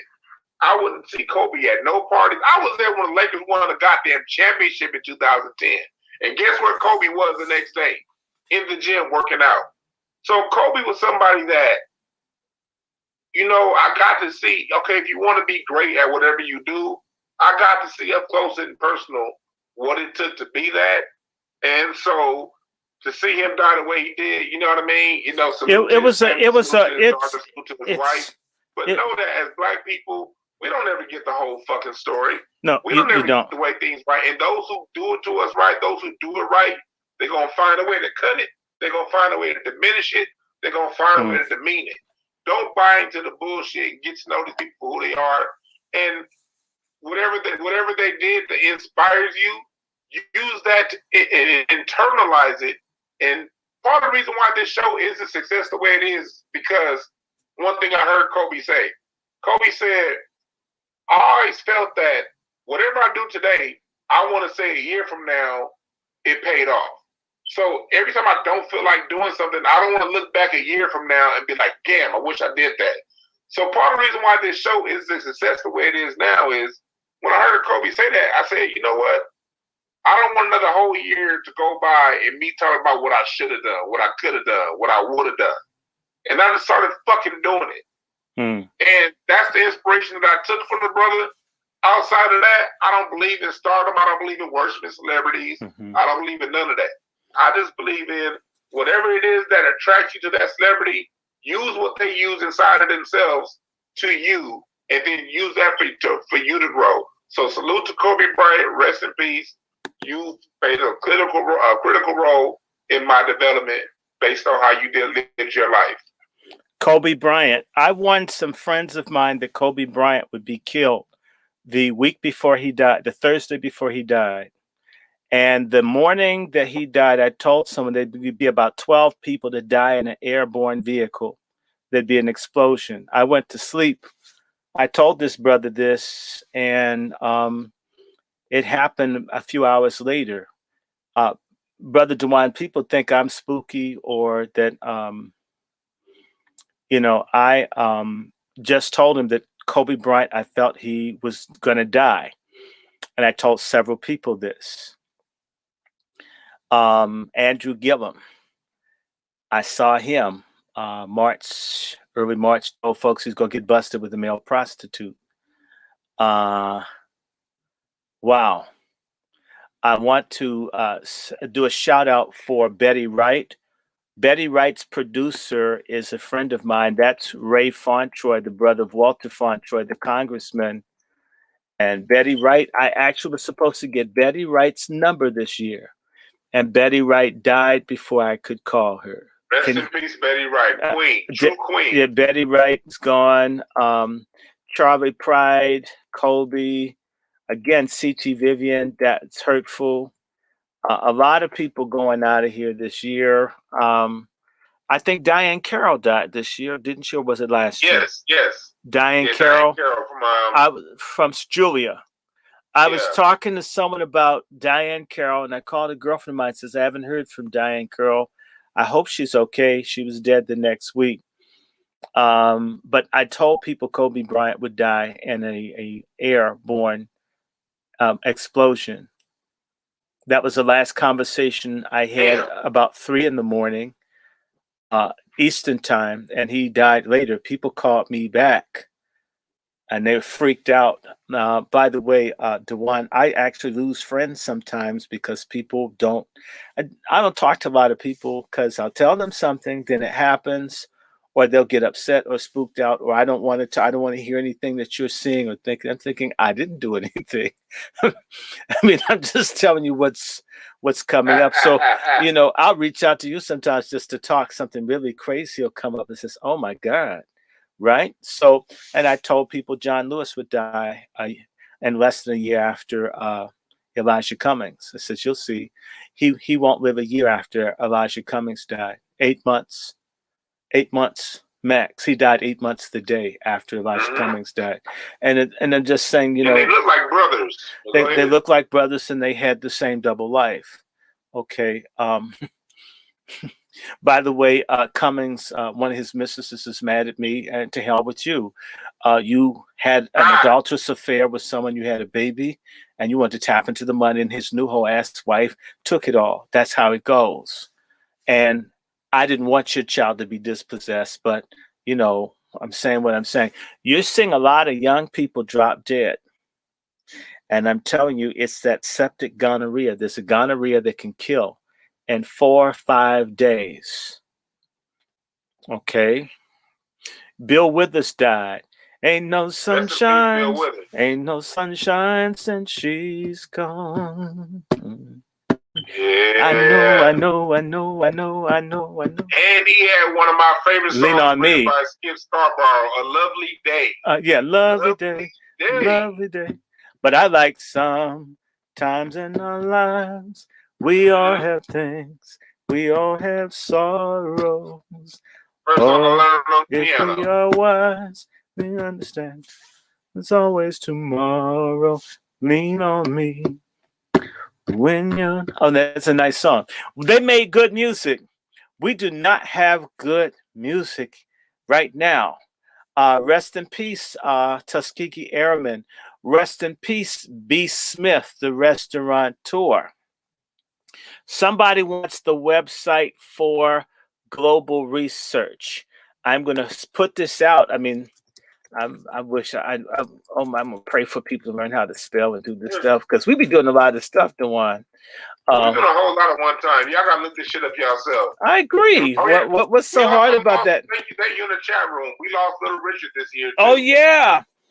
You know what? That's my favorite punk. but send me some love and send it, I pray. How can I love you? Good night, Tasha. Thank you for joining us. Thank you. I like Little Richard. Little Richard, I like Good golly, Miss Ma, shine like the ball. Ooh, good golly, Miss Ma. Oh, yeah, we lost John. Thank you, chat. We lost John Thompson. We also lost rest in peace to Pops. John Witherspoon. Yes. I loved him from House Party. Remember when there was a noise complaint and he called the police? This is I'll hold. He's just like, I'm gonna be an asshole. Yes, I'm gonna make certain. I love Witherspoon. Jr., yep. We lost a lot of people. I don't have a list right now. People, we're not gonna get to everybody. And as a matter of David fact, Dinkins.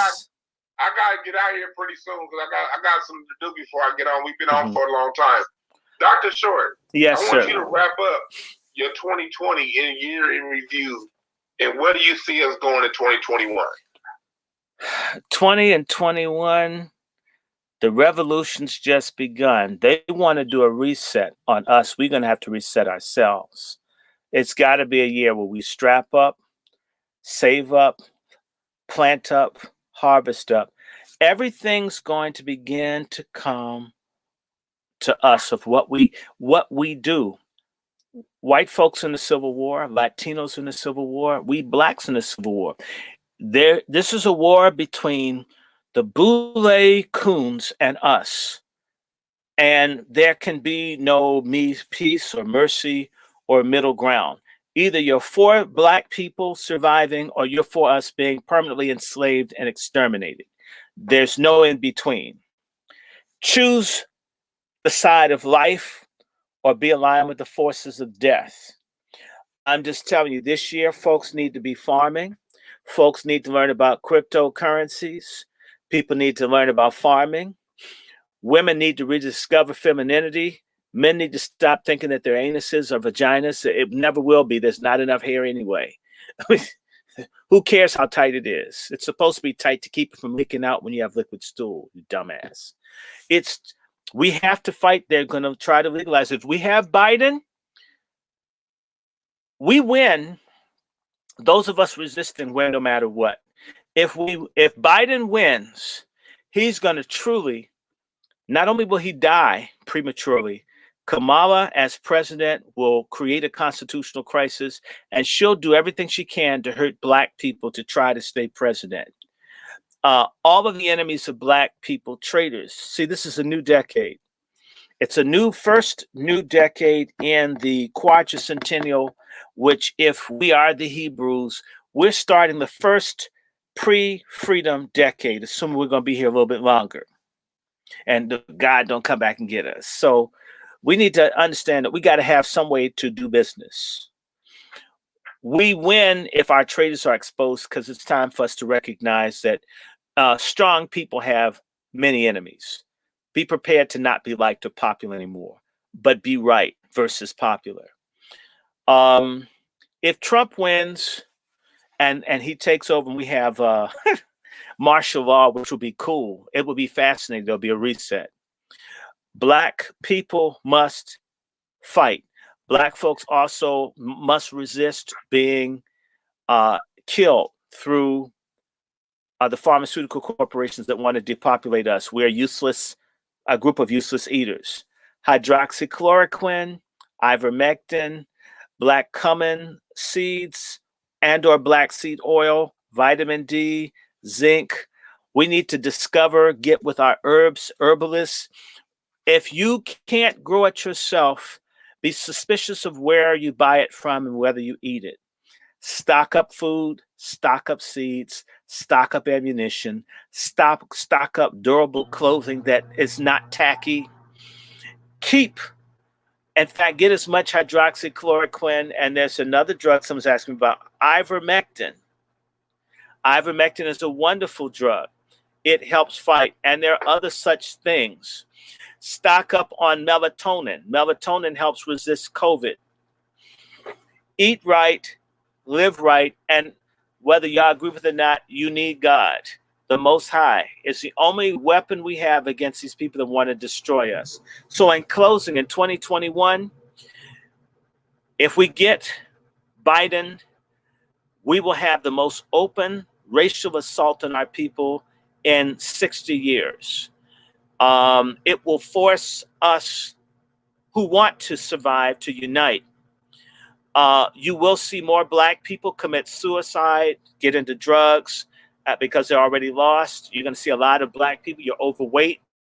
You're prime targets for diabetes. They may destroy Obamacare. There will be no healthcare system possibly for you.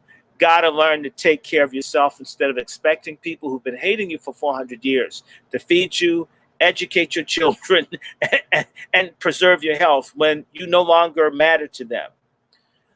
Anticipate more hostility from armed whites and from armed others.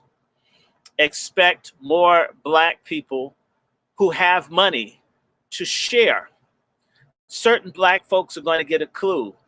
Many people are going to discover that they're Black and there's a struggle going on.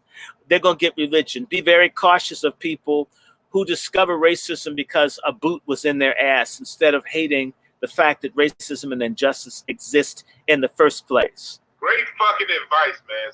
Can you say that part one more time to keep going?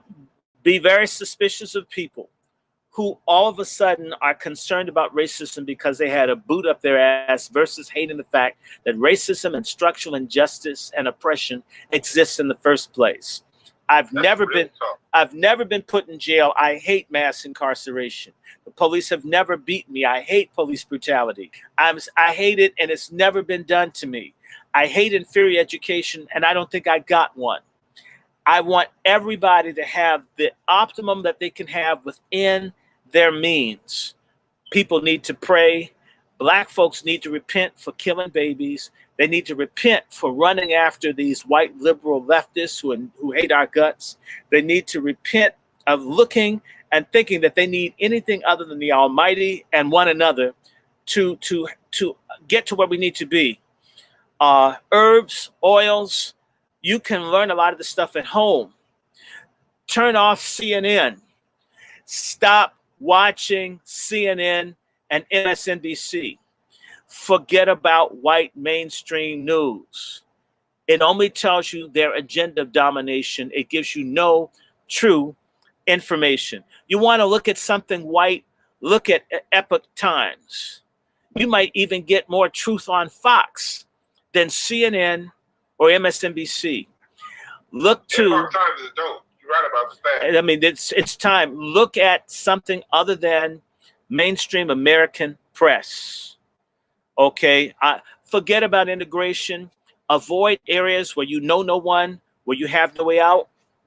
Stay away from public places. There may be more shootings and massacres to justify people losing the right to own firearms and weapons. Stay away from places that you don't need to go. Save your money. This COVID may be here for another 2 years. Do what you can. In fact, leave the era of thinking that being stupid or not reading is a virtue. Now is the time to surround yourself with thinking, spiritual, godly, righteous Black men and women. Black women, it's better not to have a man than to have a simp pimp. Black men, it's better not to have a woman than to have a pork chop feminist. It is better to be alone and have your dignity than to be connected to someone that would bring a cracker or a feminist into your house. And for people, be cautious about who you lay down with. Now is the time for people to really understand with this economy being messed up. If you use drugs, don't be surprised if they don't start spiking all drugs with fentanyl as China and the United States begin to have more problems where they want to cause massive deaths among people who are addicts. If you've got seniors in your family, do everything you can to protect them. Don't put them into senior places. They will be killing them and taking the money. These folks plan to kill as many people as they can, and Black people are the low-hanging fruit. Make it harder for people to take your life, your liberty, or your children from you. cut out. I mean, stop using anything you don't need. Do your best to use your money wisely. Think about susu rings. Think about if you've got 2 or 3 or 4 or 5 people that you can start an urban farm or garden. When you see people like me, I do not know everything, but I could plug you into people that are Black farmers that would help you. We can too feed ourselves, defend ourselves, protect ourselves. In fact, educate ourselves. Get your children out of public schools. Get out of any institution that may compel you to be injected with dangerous, unproven, non-FDA certified drugs. Stock up on herbs. Stock up on basics. Study, read, research, cherish family, cherish friendship, cherish thinking people. Get yourself some books on herbs and exercise. Find a way to get some sunshine, even if do something, and be very, very careful of your surroundings. Don't get in the middle of a struggle between combating forces of whites, Latinos, or others. And to the don't join white fights, people. And for the Black LGBTQ folks, you will be targeted by the right and you'll be spurned by the left. Your usefulness, if Biden should get in, it will expire. Once they get the Gay Equality Act, there will be no use for Black gays and lesbians. In fact, you will become enemies to the left and the right. There will be an upsurge in venereal disease related deaths. No one will want to touch you with a 10-foot pole. If you put your sexuality before your people, many people will put their race, they will put your sexuality first and ignore you as members of the same race. So if you want to do this, play this game to be double agents, go back and forth with the alphabet people, the kind of compassion and empathy that once existed when AIDS went around killing people, it's been exhausted by the overreach and the excesses of the gay community. The rainbow people have truly angered and outraged the majority of Black folks. The compassion won't be there. Black feminists, it's over. The 50 years, it's over. Boomer Black folks, learn to shut up and pass the torch or get knocked aside. Millennials, if you want to go out and shoplift and do crazy stuff, you will get shot dead, Latin American and Africa style. The days where you might get a little bit of slack that come from the 60s is gone. We go into a new decade, a new epic. People feel afraid. And I want to say something to you. When the Supreme Court refused to count illegal aliens in the census, it is because the white people are afraid that they're already outnumbered. The more that they sense that they're outnumbered, the more aggressive that they will be against us. Okay? Yeah. And so we have to stick together. We have to be careful, be mindful. On social media, don't be friends to people that you don't know. Don't go into chat rooms and talk to white folks you don't know. You don't know whether you're being targeted to be shot, killed, or messed with. That's all I'm going to say. Be vigilant. In 2021, the revolution has begun. And the question will be, are you on the righteous side or the wicked side? There's no in between. That's some real talk. Great advice, Dr. Short. You said hit on something very deep. Like I just gotta reiterate that point you made as far as Black people not joining their fights. One of our biggest Achilles heels as a people has been our willingness to ignore ourselves and join their fights. Stay the fuck out of their fights. Liberal, Democrat, them is white on white problems, all right? That ain't our problem. You know what I mean? Get what we can get, but don't get up into all of that shit, and we cannot trust this media apparatus. We have to look for alternative means to get our information, and that's why we salute you, Dr. Short. We need you here. We're glad you're here. We support the people like you who get the real information, and you chose to say, you chose your people. You chose the greater good of Black society over individual perks, privileges, and things like that. And it requires all of us as a whole to make those same decisions. Because at the end of the day, you may not get these little trinkets that they're offering, but you maintain your dignity, you maintain your pride, and your name will be remembered long after you're gone. People have already forgotten about Elijah Cummings and these people who taking money in exchange for the detriment of Black society. Those days is over with, people. It's all about standing on your square, being you. We all survived 2020. We got one more day at this. Everyone's been talking about how bad and how tough and how horrible things are. Look, we still here. So we're going to keep pushing. And I want y'all to join me tomorrow. We're going to have another exclusive 2020 with my regular other co-host, Mr. Larry Goodwell. We're going to funk it out and talk some shit. And I want to thank you again, Dr. Short, for joining us. Hey, Brother Dwann, give him a shout out for my channel. Absolutely. Brothers and sisters, and Dwann, I want you to come on my channel again. I'm Randy Short on YouTube, or Randy Lancaster Short. If you look for Randy Short, I'm in Facebook under Randy Short or Randy Lancaster Short. I'm Randy Short 1965 on Instagram. I'm Randy Lancaster Short on Instagram. You can find me, and definitely bless us. Send him a piece. Send Dwann a piece.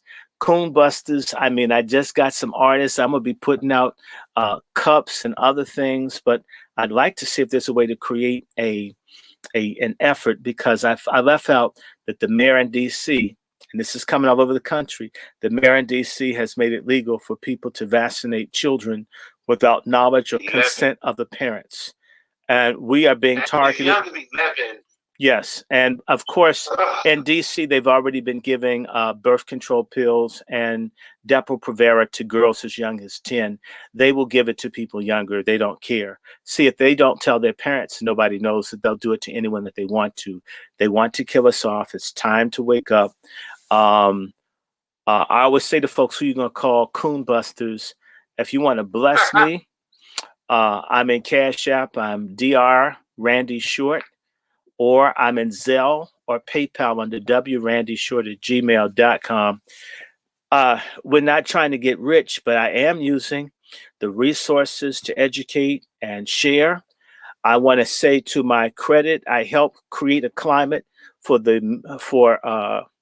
what's his name, Raphael G. Warnock, the Mr. Potato Head looking homoerotic fake ass coon preacher in Ebenezer Church in Atlanta, who's running for the Senate, who hates Black people's guts, who covered up for people doing sex acts to children at his church camp. I'm talking about throwing feces and urine on Black babies and then attacking a police officer that thought that was wrong. I mean, what? I want y'all to go ahead and look that up. Look up what Dr. Short has done with that Warnock fake fraud phony. Yeah, we've been exposing them. We've been exposing, give them. We need your help. So when people drop coins on us, we waging war. In fact, I want to wage war. I want to tell you, you know any artist? I've already got one artist. I want a person that could do a coon that looks like Maxine Waters and another coon that looks like Clyburn. I have an idea for my logo. Oh, yes, I do. So I've already asked someone, if you know some artists that are not greedy, that can work with me, I want to create a South Park style cartoon for Black people, a cross between. Don't tell them too much. Don't tell them too much. Don't tell them too much. Don't tell them too much. We're looking for a cartoonist. Yes. For Dr. Randy Short. Yeah, we want to do South Park. South Park. Hit them up. South Park. In the chat room, Dr. Dion Peoples and Poppin, my moderators, they put Dr. Randy Short's YouTube in the chat. Yes. So click on it. You'll see his chat. You see his PayPal, his Cash App right above his name on the app. Make sure you do that. I cut you off because I don't want to tell you too much. You can't put too much out there because these motherfuckers are wrong with it. Yeah, so that's y'all true. looking for somebody who, if you're a cartoonist, email Dr. Randy Short, hit him up. Y'all see his channel in the chat room. Yeah, treat me white. Inbox him, and get back to him. And I want to thank you again, Dr. Short. Okay. For joining us. And we will be out of here. And I will see you guys again tomorrow at 11 a.m. Pacific Standard Time. All right. Y'all have a good one. This See you, my brother. See you. See you. All right. Okay. That's it. That's it for Brother Dwann. Okay, y'all. I don't know. I feel like taking a nap and coming back at this. Someone asked about Andrew Gillum. I want to do some book club. Let me do another show. Can I close this one out? And I got my books right here. I want to go back into the pink triangle. Can I do the pink triangle? So if I sign out, I'll come right back and I'll just put an Angry Black Book Club thing so I can close this out at 2 hours and 40 minutes. Is that okay? Give me exactly 10, 12 minutes, no less than 5 minutes after 1, we could do some book club. I'm down for it. So let me sign out here, and I'll be right back with y'all because there are 168 of you in here. And let me see here. Okay, let me get out, and I got some stuff to share. We can talk about eugenics. There was a really good video. If y'all are following Facebook Messenger, Randy Short, I can add you in Messenger. I can't do it Facebook yet. Let me see. So let me close this here. I will be back within 15 minutes. There are 171 people. At least I hope 100 when I come back.